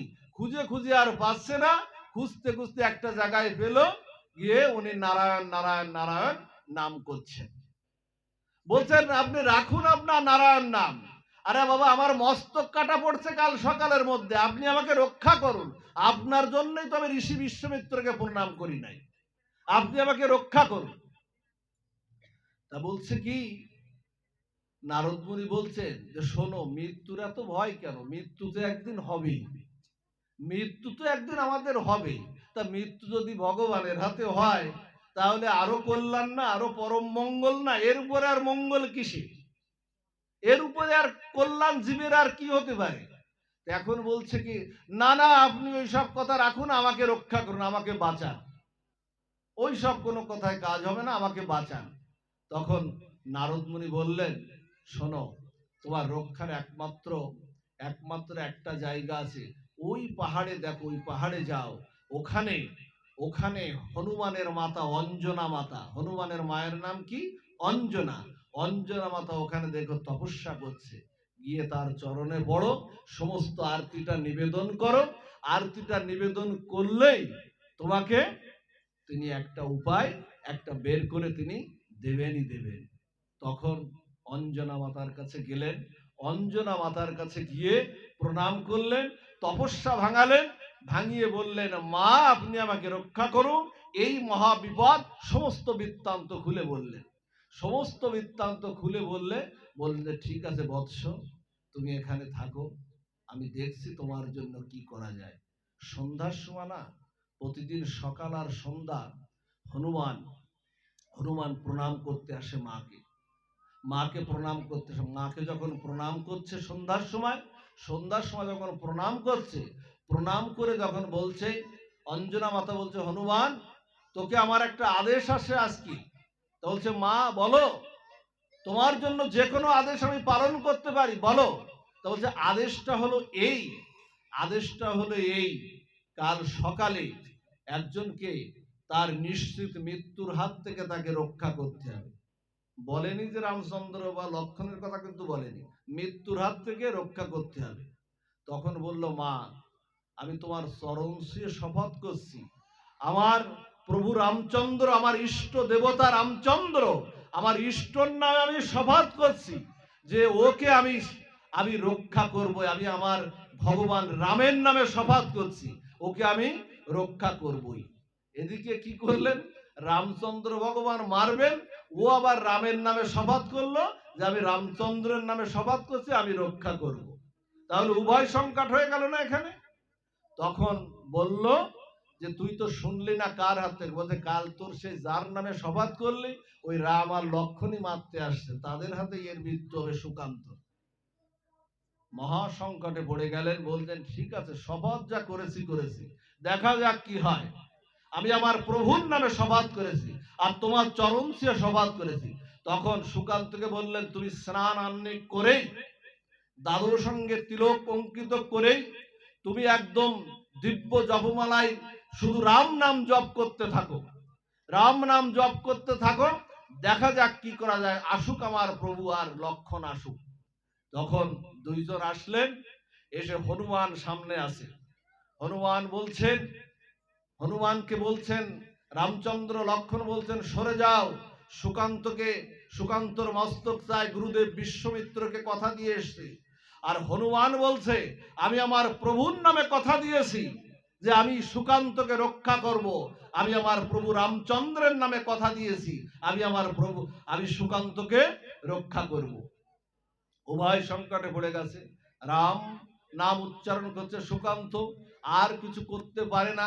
বাণ যতই রামচন্দ্র ভগবান মারছে সব ওদিকে রাম নাম জপ যেমন সুকান্তও করছে, আর হনুমানের বদনে তো সবসময় হরিনাম রাম নাম সবসময়। এখন যে যতবার তীর ধনুক মারে ততবার রাম নামের কৃপায় হনুমানের গায়ে একটা তীরও লাগছে না, নামের কৃপায় সমস্ত তীরগুলো নিচে ভূপাতিত হচ্ছে। যখন এভাবে রামচন্দ্র ভগবান জানলেন যে আমার নাম বড়, নামের মহিমায় ওকে মারা যাবে না, লক্ষণ কি করলেন জানেন? হঠাৎ করে লক্ষণ একটা বাণ নিক্ষেপ করলেন। লক্ষণের বাণ তো সেই শক্তিশাল মেরেছিল লক্ষণের বাণটা লক্ষণ নিক্ষেপ করলেন। লক্ষণ নিক্ষেপ করার সাথে সাথে হনুমানের গায়ে আগে লাগার সাথে সাথে প্রভু রামচন্দ্র নিচে লুটিয়ে পড়লেন যে আমার নাম আগে বড়, ওই জন্য আমি আগে লুটিয়ে পড়লাম। লক্ষণ ভাবলেন বাণ মারলাম হনুমানকে, কিন্তু লুটিয়ে পড়লেন আমার প্রভু রামচন্দ্র। সম্বিত ফিরে যখন দেখলেন বললেন, লক্ষণ আজ আর এই মিশন আমাদের সফল হবে না, আমার নাম অনেক বড়। এই জন্য হনুমানকে বাণ মারার সাথে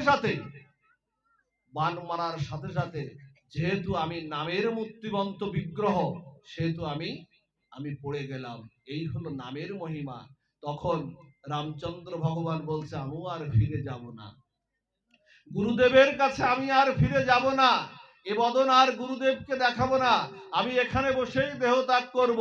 ওদিকে নারদ মুনি ছুটতে ছুটতে চলে আসলেন, ওদিকে ঋষি বিশ্বমিত্র তার তপস্যা সাধনার দ্বারা দেখলেন এইরকম একটা দুর্ঘটনা হতে যাচ্ছে। সেখানে তিনি দ্রুত পৌঁছে বললেন, শোনো রামচন্দ্র, তুমি এমন কোন সিদ্ধান্ত নিতে যেও না, আমি আমার কথা ফিরিয়ে নিচ্ছি, তুমি দেহত্যাগ করতে যেও না। নারদ মুনিকে ঋষি বিশ্বমিত্র বললেন, তুমি এমন করো কেন? এমন করে ভক্ত ভগবানের মধ্যে মহাসংকট বাঁধিয়ে দাও কেন? নারদ মুনি বিশ্বমিত্রকে বললেন, আমি 4 যুগ ধরে সত্যতা দাপর কলিতে 4 যুগ ধরে আমি যেটা প্রচার করার চেষ্টা করছি সেটা আজকে করে দেখালাম। বলছেন স্বয়ং ভগবান রামের চেয়ে তার নাম অখণ্ড নাম আরো যে শক্তিশালী, এটা জগৎ সংসারে আমি বোঝাতে চেয়েছি। সেই নাম আপনারা করুন, আপনাদের কৃপা হোক। সেই নামের মূর্তিমন্ত বিগ্রহ শ্রীমান চৈতন্য মহাপ্রভুর কৃপা যেন আপনাদের হৃদয়ে যেন ঝরে পড়ে। সেই নামকে সবসময় আশ্রয় করুন, নামই পারবে। হরিদাস ঠাকুরের মতো যেমন চৈতন্য মহাপ্রভু তাকে দর্শন দিয়েছিলেন, এই নামই পারবে আমাদেরকে দর্শন দিতে। অন্তকালে সেই নামের শ্রীমূর্তি যেন আমাদের দর্শন দেয়। আজকে সেই বিদেহী আত্মার কল্যাণার্থে হরিকথা অনুষ্ঠান, আজকে পিতৃমাতৃকুলের উদ্দেশ্যে যে হরিকথা অনুষ্ঠান, তারাও এই গীতা ভাগবতের কথায় ধন্য থেকে ধন্যাদিত হয়েছেন। তাদের বিদেহী আত্মা আরো পরিপুষ্ট হয়ে ঊর্ধ্বগতি লাভ করেছেন। গীতা ভাগবত এটাই আমাদের বর্ণনা দেয়। তাদের বিদেহী আত্মার কল্যাণ হোক, এই প্রার্থনা করে আজকের ভাগবতীয় পাঠ বিশ্রাম। সবাই দুবাহু একটু উত্তোলন করে বিদেহী আত্মার কল্যাণ কামনা করে আজকের পাঠ বিশ্রাম এখানেই নিলাম। জয় শ্রী গুরু প্রেমানন্দে গৌর হরি হরি বল।